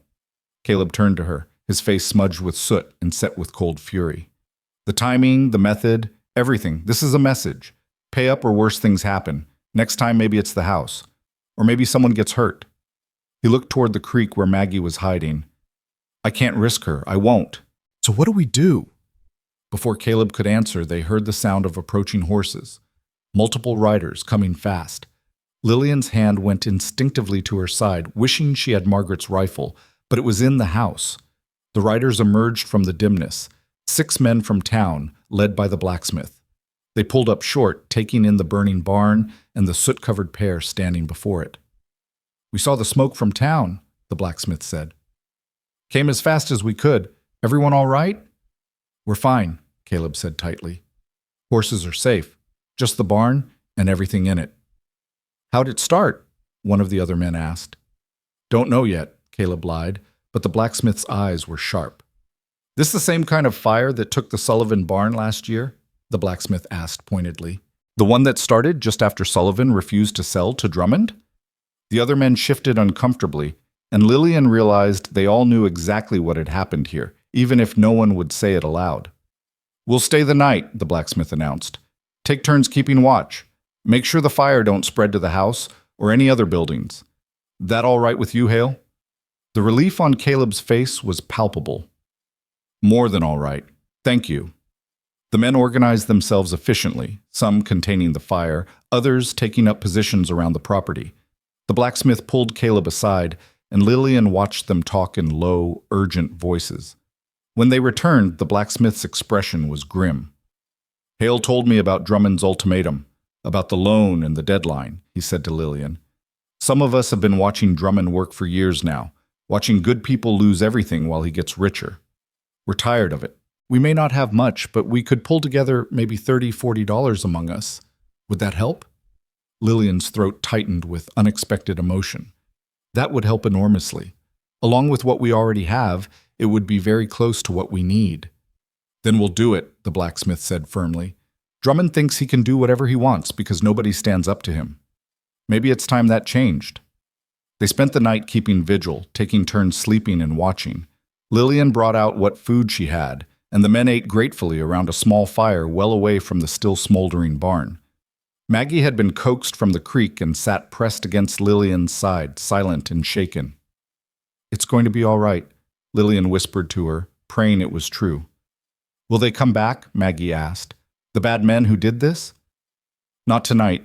Not with all these people here." "But what about tomorrow?" Lillian had no answer to that. She'd just held the child closer and watched the barn collapse in on itself in a shower of sparks and embers. By morning, the barn was nothing but a smoking ruin. The men from town prepared to leave, but the blacksmith lingered. "You need to report this to the sheriff," he said. "Even if he won't do anything, there should be a record." "What good will that do?" Caleb asked bitterly. "Maybe none. But maybe if enough incidents get reported, eventually someone has to pay attention. And if you're going to confront Drummond, you want documentation that there's been trouble here. Makes your position stronger." It was sound advice, and later that morning, Caleb and Lillian rode into town together, leaving Maggie with Mrs. Henderson again. The sheriff's office was a small building near the saloon, and the man himself was a grizzled veteran with shrewd eyes that had seen too much. Sheriff Morrison listened to their report without comment, making notes in a ledger. When Caleb finished, Morrison leaned back in his chair. "You got proof it was arson?" "The horses were locked in," Caleb said. "I never lock them in at night. They have free run of the corral. Someone had to shut that door from the outside. And there's the timing, right after I refused Drummond's terms. Timing ain't proof. Neither is a closed door. Could be one of you closed it and forgot." "I didn't forget," Caleb said, his voice hard. Morrison sighed. "I believe you, Hale, but belief ain't evidence. Drummond's got lawyers who'll tie any accusation up in knots. Unless you got witnesses who saw someone set that fire, there's not much I can do." "So he just gets away with it?" Lillian demanded. "He destroys someone's property, threatens their livelihood, and there's no consequence?" "I didn't say that." Morrison opened a drawer and pulled out a thick folder. "I've been collecting reports on Drummond for 3 years now. Suspicious incidents, coincidental misfortunes, all the things that seem to happen to people who stand in his way. Individually, they don't prove anything, but taken together, they paint a picture. Problem is, I need something concrete to move on, something undeniable." "What if we had documentation?" Lillian asked. "Notes, dates, accounts of threats and intimidation?" Morrison's eyes sharpened. "What kind of documentation?" Lillian glanced at Caleb, who nodded. She explained about Thomas's journal, about the careful records he'd kept. Morrison listened with growing interest. "Bring it to me," he said when she finished. "Let me see what he had. If it's as detailed as you say, combined with what I've already got, it might be enough to at least bring Drummond in for questioning. Shake him up a bit, make him think twice before his next move." It wasn't much, but it was something. They agreed to bring the journal the next day, then stopped by the bank to make a deposit.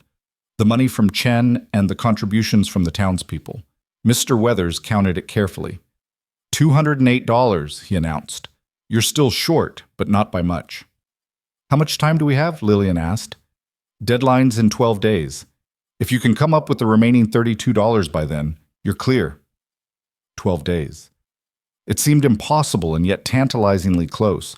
Lillian's mind raced through possibilities. They could sell something, maybe, though what they had left of value she couldn't imagine.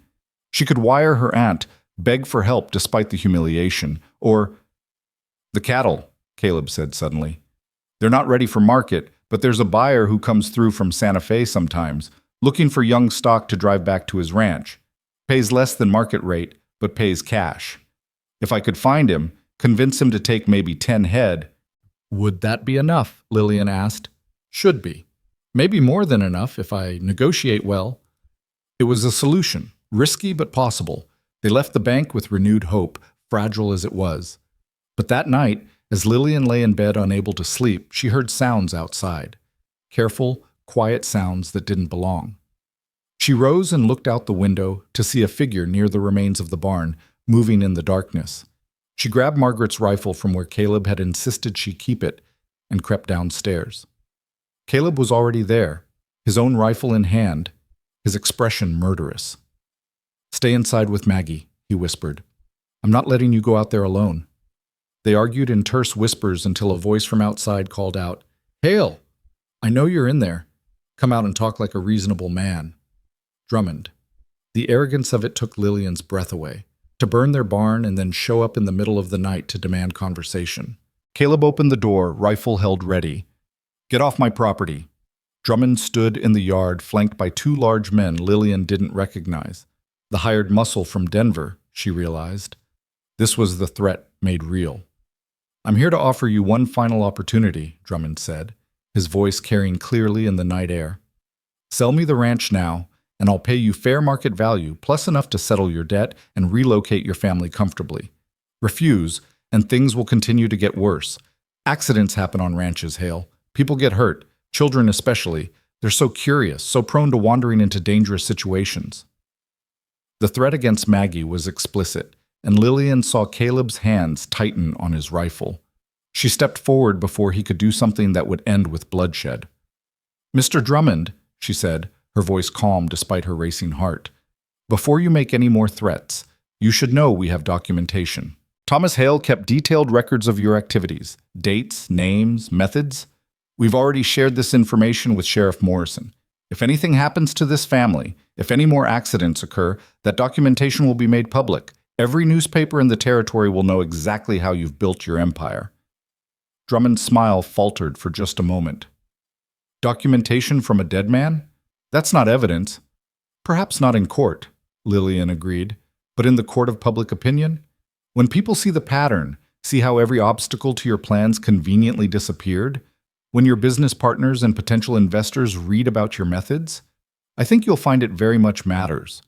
The two men flanking Drummond shifted uneasily, and Lillian pressed her advantage. We're also short only $32 of paying your debt in full. That's hardly worth risking your reputation over. Take your money when it's due, and we all move forward. Or continue with these threats and tactics, and watch everything you've built crumble when the truth comes out. It was a bluff, partially.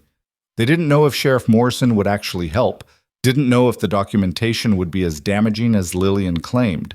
But Drummond didn't know that either, and uncertainty was a powerful weapon against men accustomed to control. 12 days, Drummond said finally, his voice tight. You have 12 days to pay in full. If you're $1 short, 1 hour late, the property becomes mine. And Miss Moore? I don't appreciate being threatened. Neither do we, Lillian replied evenly. Drummond and his men rode away, and only then did Lillian allow herself to shake. Caleb caught her as her legs gave out, his arms strong around her. That was the bravest, most foolish thing I've ever seen, he said, his voice rough with emotion. We have to survive the next 12 days, Lillian whispered. We have to find that money and end this. We will, Caleb said. And for the first time since she'd met him, she heard absolute certainty in his voice. We'll find it, and we'll pay him. And then we'll figure out how to expose what he's been doing. Thomas gave us the tools. We just have to use them. They stood together in the darkness, holding each other up, while inside the house Maggie slept on, innocent and unaware of how close danger had come. 12 days. Everything depended on 12 days and $32, and whether they could hold on long enough to see the dawn. The next morning came too quickly, bringing with it the weight of 12 days that felt more like 12 hours. Caleb left at dawn to search for the cattle buyer from Santa Fe, leaving Lillian and Maggie alone at the ranch with strict instructions to stay inside and keep the rifle close. Lillian spent the morning teaching Maggie her letters, trying to maintain some semblance of normalcy while her mind churned through their options. $32. Such a small amount in the grand scheme of things, yet it might as well have been a fortune for how difficult it was proving to obtain. Around midday, Mrs. Henderson arrived in her wagon, accompanied by 3 other women from town. They brought food, fabric, and determined expressions that suggested they'd come for more than a social call. We heard about the barn, Mrs. Henderson said without preamble, as Lillian invited them inside. And we heard about Drummond's visit last night. News travels fast in a small town, especially when someone's foolish enough to threaten a family in the middle of the night where neighbors might hear. We didn't have neighbors close enough to hear, Lillian said, confused. You did last night. The blacksmith left 2 of his boys camped in your north pasture just in case. They heard everything and came straight to town this morning. Mrs. Henderson set down her basket firmly. We've decided we're not standing by anymore. Women in this territory have less power than men in most matters, but we have our ways, and we're using them now.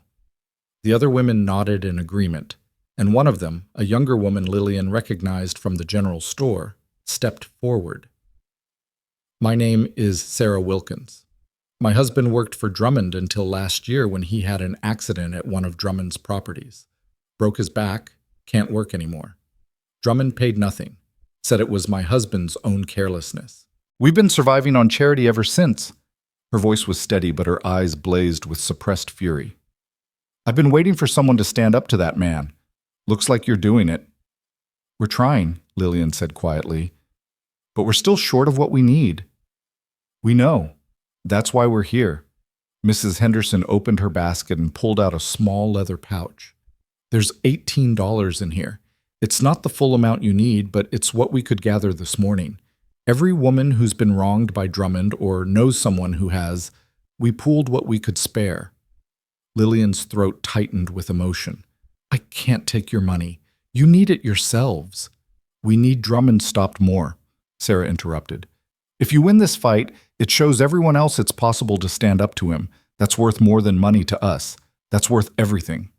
The other women murmured agreement, pressing forward with additional offerings. One brought preserves and smoked meat, explaining that Lillian could sell them at the general store for cash. Another offered her late mother's cameo brooch, insisting it would fetch a good price. The generosity overwhelmed Lillian, and she found herself accepting their gifts with tears streaming down her face. Thank you, she whispered. Thank you all. Don't thank us yet, Mrs. Henderson said practically. You've still got to survive the next 12 days and make that payment. Drummond's not going to sit idle while you gather resources. He'll be planning something. She was right, of course. That night, after the women had left and Maggie was asleep, Lillian sat at the kitchen table counting and recounting their funds. With the women's contribution, and if they could sell the items they'd offered, they'd have perhaps $26 of the remaining $32. So close, yet still impossibly far. Caleb returned near midnight, exhausted and discouraged. The cattle buyer had already passed through the territory weeks ago and wouldn't return until late summer. He'd tried to find other buyers, but no one wanted to purchase cattle before they were ready for market, not at any price that would help. We're not going to make it, he said, slumping into a chair. Even with what the women brought, we're still short, and I don't know where else to look. There has to be something, Lillian insisted. Some asset we haven't considered, some option we're overlooking. They reviewed their possessions with brutal honesty. The horses were worth money, but they needed them for the ranch to function. The remaining equipment was mostly ruined in the barn fire. The house itself had value, but they couldn't sell it without losing everything they were fighting for. There was the land, of course, but that's exactly what Drummond wanted. They'd be handing him victory. What about Thomas's personal effects? Lillian asked suddenly. Did he have anything of value? Jewelry? A watch? Anything we could sell? Caleb's expression turned pained. I couldn't. Those things are all I have left of him. I understand, but no. The word was final. I won't profit from my brother's death any more than I already have. That's where I draw the line. Lillian didn't argue, recognizing the grief beneath his stubbornness. They sat in heavy silence until Caleb finally stood. I'm going to check the perimeter once more, make sure everything's secure. You should get some sleep. But sleep felt impossible. After Caleb went outside, Lillian found herself climbing the stairs to Thomas's room. Her room now, though it still felt like his. She sat on the bed and looked around at his belongings, searching for answers in the possessions of a dead man who'd tried so hard to save them. Her eyes fell on the bookshelf, and she remembered the leather journal. They'd given it to Sheriff Morrison as promised, but there had been 2 journals. The first one, the everyday record Thomas had kept, was still here. She pulled it from the shelf and began reading through it carefully, looking for anything they might have missed. Most of it was mundane, notes about cattle, weather observations, reminders to himself about repairs needed. But tucked into the back pages, she found a folded piece of paper she hadn't noticed before. It was a claim form, official-looking, dated from 2 years ago. Thomas had filed a mining claim on a section of Caleb's property, a rocky outcropping near the northern boundary that was too steep and barren for grazing. According to the notes, he'd found traces of silver ore and filed the claim as an investment in the ranch's future. But there was no indication he'd ever developed it or told Caleb about it. Lillian's hands trembled as she read the document. A mining claim wasn't wealth itself, but it was an asset. It could be sold, transferred, or used as collateral. In the right hands, it might be worth exactly what they needed. She ran downstairs and out to the barn, or what remained of it, where Caleb was checking on the horses in the temporary corral they'd constructed. Caleb, look at this! She thrust the paper at him, breathless with excitement.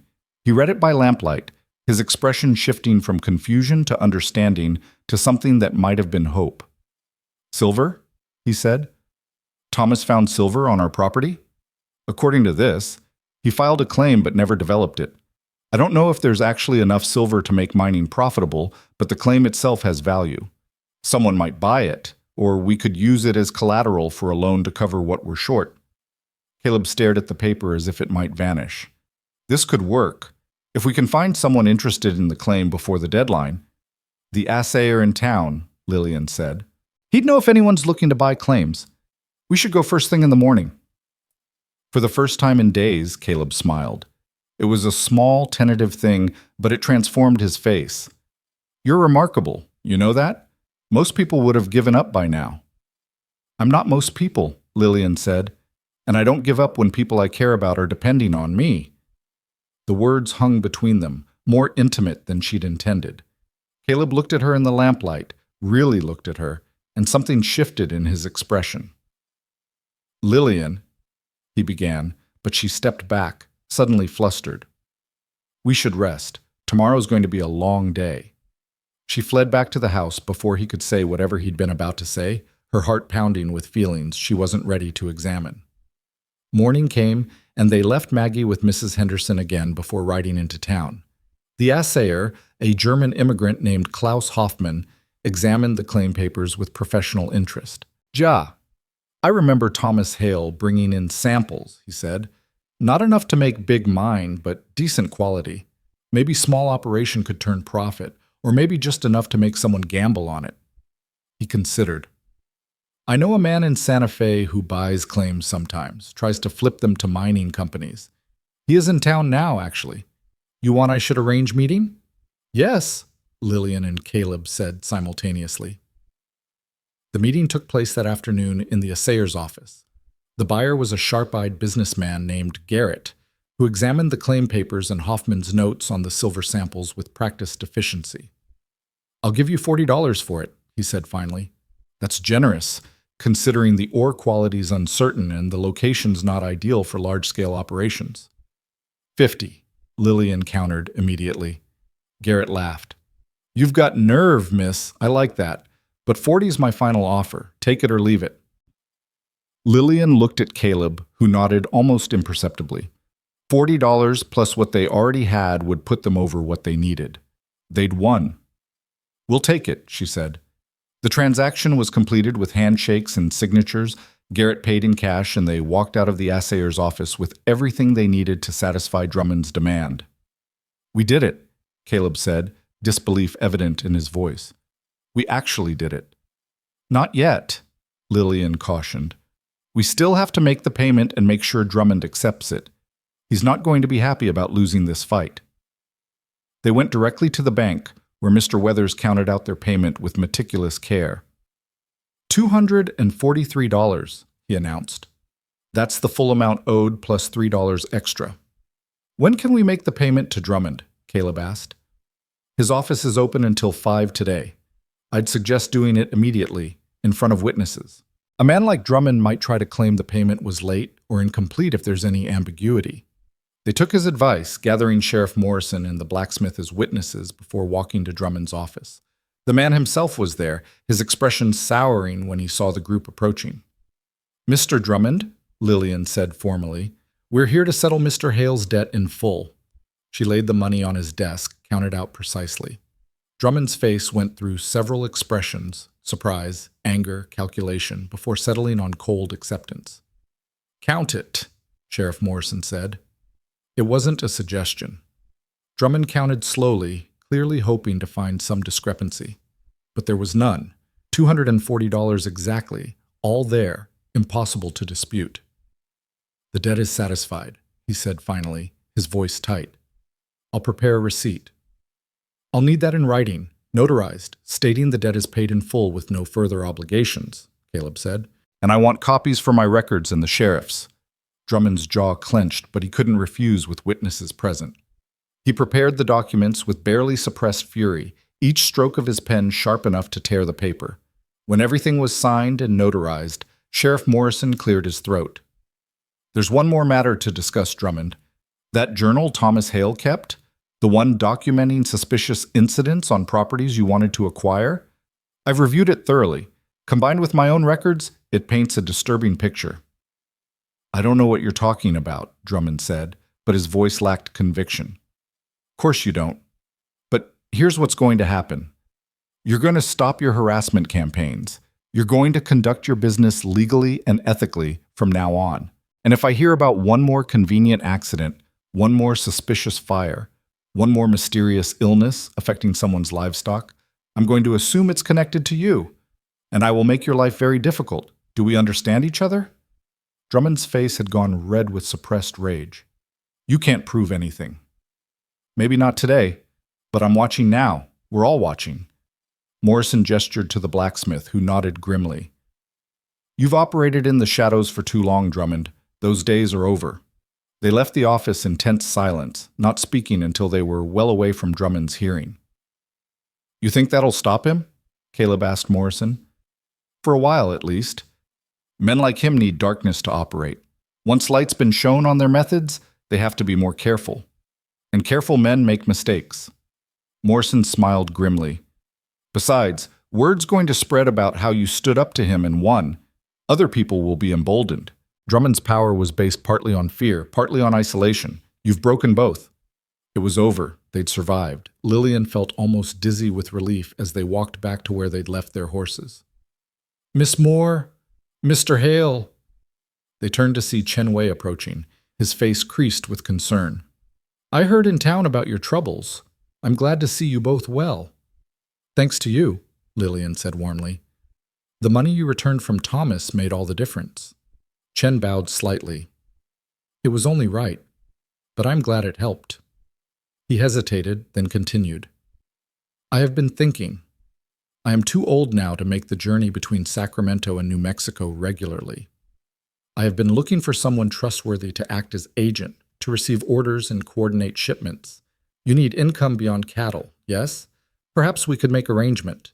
I provide goods at wholesale. You distribute to ranches and territory. Small profit, but steady." Caleb and Lillian exchanged glances. It was an unexpected offer, a potential solution to their ongoing financial struggles. "We'd need to discuss details," Caleb said carefully. "But yes, we'd be interested." "Good, good. We talk more tomorrow.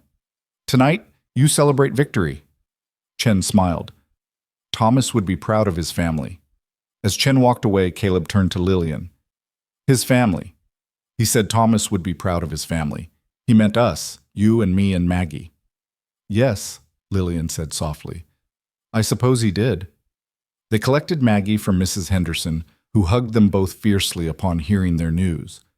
"I knew you could do it," she declared. "Both of you together, unstoppable." The ride back to the ranch was quiet. All three of them exhausted from the day's tensions. But as they crested the hill that overlooked their property, Maggie suddenly pointed. "Look! Papa! Miss Lillian! Look!" In their yard, dozens of people had gathered. The blacksmith and his sons, Sarah Wilkins and her husband in his wheeled chair, Mrs. Henderson's husband and their grown children, other ranchers and townspeople Lillian had met during her information gathering. They'd brought lumber, tools, supplies. "What's all this?" Caleb asked as they rode up. The blacksmith stepped forward. "We figured you'd need help rebuilding that barn. Can't run a ranch without one. So we're here to help raise it, if that's all right with you." Caleb looked stunned, and Lillian saw his eyes grow bright with unshed tears. "I can't ask you to—" "You didn't ask. We're offering. That's what neighbors do." The blacksmith grinned. "Besides, you stood up to Drummond and won. That deserves a barn raising if anything does." Over the next 3 days, the barn rose from the ashes of the old one. Men and women worked side by side, their children playing in the yard while Maggie directed their games like a tiny general. There was laughter and music, shared meals, and shared stories. Lillian found herself fully part of the community in a way she'd never experienced in Boston, where neighbors were strangers who happened to live nearby. She also found herself watching Caleb differently. The way he worked alongside the other men, his easy camaraderie and quiet competence, the way he looked at her when he thought she wasn't watching, with an expression that made her heart skip, the way he'd started seeking her opinion on ranch decisions, trusting her judgment as a partner rather than just hired help. On the third evening, when the barn was complete and the last of the helpers had departed, they stood together on the porch as sunset painted the sky. "Your month is nearly up," Caleb said quietly. "The month we agreed on for you to decide if you wanted to stay." Lillian's chest tightened. In all the chaos, she'd forgotten about the deadline. "Yes, I suppose it is. I was thinking, sick. Caleb paused, seeming to gather courage. I was thinking that maybe we should discuss a new arrangement. What kind of arrangement? He turned to face her fully, and the vulnerability in his expression stole her breath. When Thomas wrote to you, he offered you marriage, a partnership built on honesty and mutual respect. He's gone, and I know that's not what you came here for, but... He stopped, started again. I'm not good with words like Thomas was. I can't write pretty letters or make promises sound like poetry, but I can promise you honesty. I can promise you a home and a place where you belong. I can promise you'll never be alone or unwanted again. Caleb, Lillian began, but he held up a hand. Let me finish. I know I'm not an easy man. I'm grieving and stubborn, and I've got a child who needs more than I know how to give. But these past weeks with you here, you've brought life back into this house. Not just for Maggie, though she's happier than I've seen her in 2 years, but for me too. You make me want to try again, want to believe that maybe the future doesn't have to be just surviving. He pulled something from his pocket, a simple gold band worn smooth with age. This was my mother's ring, not fancy, but it's the only thing of value I have that means anything. Lillian Moore, will you marry me? Not because you need a home or I need help with the ranch, but because we've built something here that's worth keeping. Because you've become family, and I can't imagine this place without you anymore. Lillian's vision blurred with tears. This wasn't the proposal she'd traveled across the country expecting. It wasn't the careful arrangement she'd agreed to with Thomas. It was raw and real, and offered by a man who'd learned to hope again despite every reason not to. I came here chasing a ghost, she said, her voice shaking. I came here because I had nowhere else to go and nothing left to lose. I thought I was settling for a practical arrangement because that's all life had left to offer me. Caleb's face began to close down, preparing for rejection, but she reached out and took his hand. But somewhere along the way, this stopped being about survival and started being about home, about family, about finding the place where I'm supposed to be, even if it's nothing like where I thought I was going. She looked up at him through her tears. Yes, Caleb Hale. I'll marry you, not because I need to, but because I want to. Because you and Maggie have given me something I thought I'd lost forever, a reason to hope. He slipped the ring onto her finger with trembling hands, and then he was kissing her, fierce and desperate, and full of promises neither of them knew how to speak aloud. When they finally broke apart, both breathless, they heard a squeal from the doorway. Maggie stood there, bouncing on her toes with excitement. Does this mean Miss Lillian gets to stay forever? Does this mean she's going to be my mama? Lillian knelt down and opened her arms. Maggie flew into them, and Lillian held her tight. If you'll have me, sweetheart. I know I can't replace your mother, and I won't try, but I can love you and be here for you and be the best version of a mama I know how to be. You're not replacing Mama, Maggie said seriously. You're being Miss Lillian, which is different but just as good. Mama would like you, I think. She'd be glad Papa found someone who makes him smile again. Over Maggie's head, Lillian met Caleb's eyes and saw her own emotions reflected there. Grief and hope tangled together, the past and future somehow coexisting in this single perfect moment. They were married 2 weeks later in a simple ceremony at the ranch, with half the town in attendance. Mrs. Henderson cried through the entire service, and even the blacksmith had to wipe his eyes. Maggie stood between them, holding their hands, proud as could be in a new dress the town women had sewn for the occasion. Sheriff Morrison attended, and so did Chen Wei, who brought gifts of silk and tea from California. Even the cattle buyer Caleb had been searching for showed up, having heard the story and wanting to meet the couple who'd stood up to Drummond. Drummond himself wasn't invited, of course, but his absence was noted with satisfaction. Word had spread about his methods, and several of his business partners had quietly withdrawn their support. He was still wealthy and powerful, but his reputation was tarnished, and he'd become much more cautious in his dealings. The barn raising had become a wedding celebration, and as Lillian stood in her simple blue dress, the same one she'd arrived in, now cleaned and mended, she looked around at the faces of people who'd become family. This wasn't the life she'd planned, wasn't the future she'd imagined when she stepped off that train months ago. It was better. That night, after the guests had departed and Maggie was tucked into bed, Lillian and Caleb sat on their porch beneath a sky full of stars. The new barn stood solid and strong in the moonlight, a symbol of what they'd built together against impossible odds. "I should tell you something," Caleb said quietly. "Before we got married, I went to Thomas's grave, told him about you, about what happened, about how I was going to ask you to be my wife.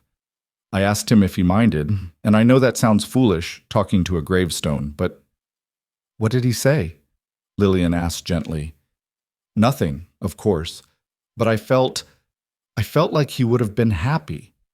Like maybe this was what he wanted all along. Not for me to be alone, but for all of us to find each other somehow. He was always trying to fix things, trying to make everyone's life better.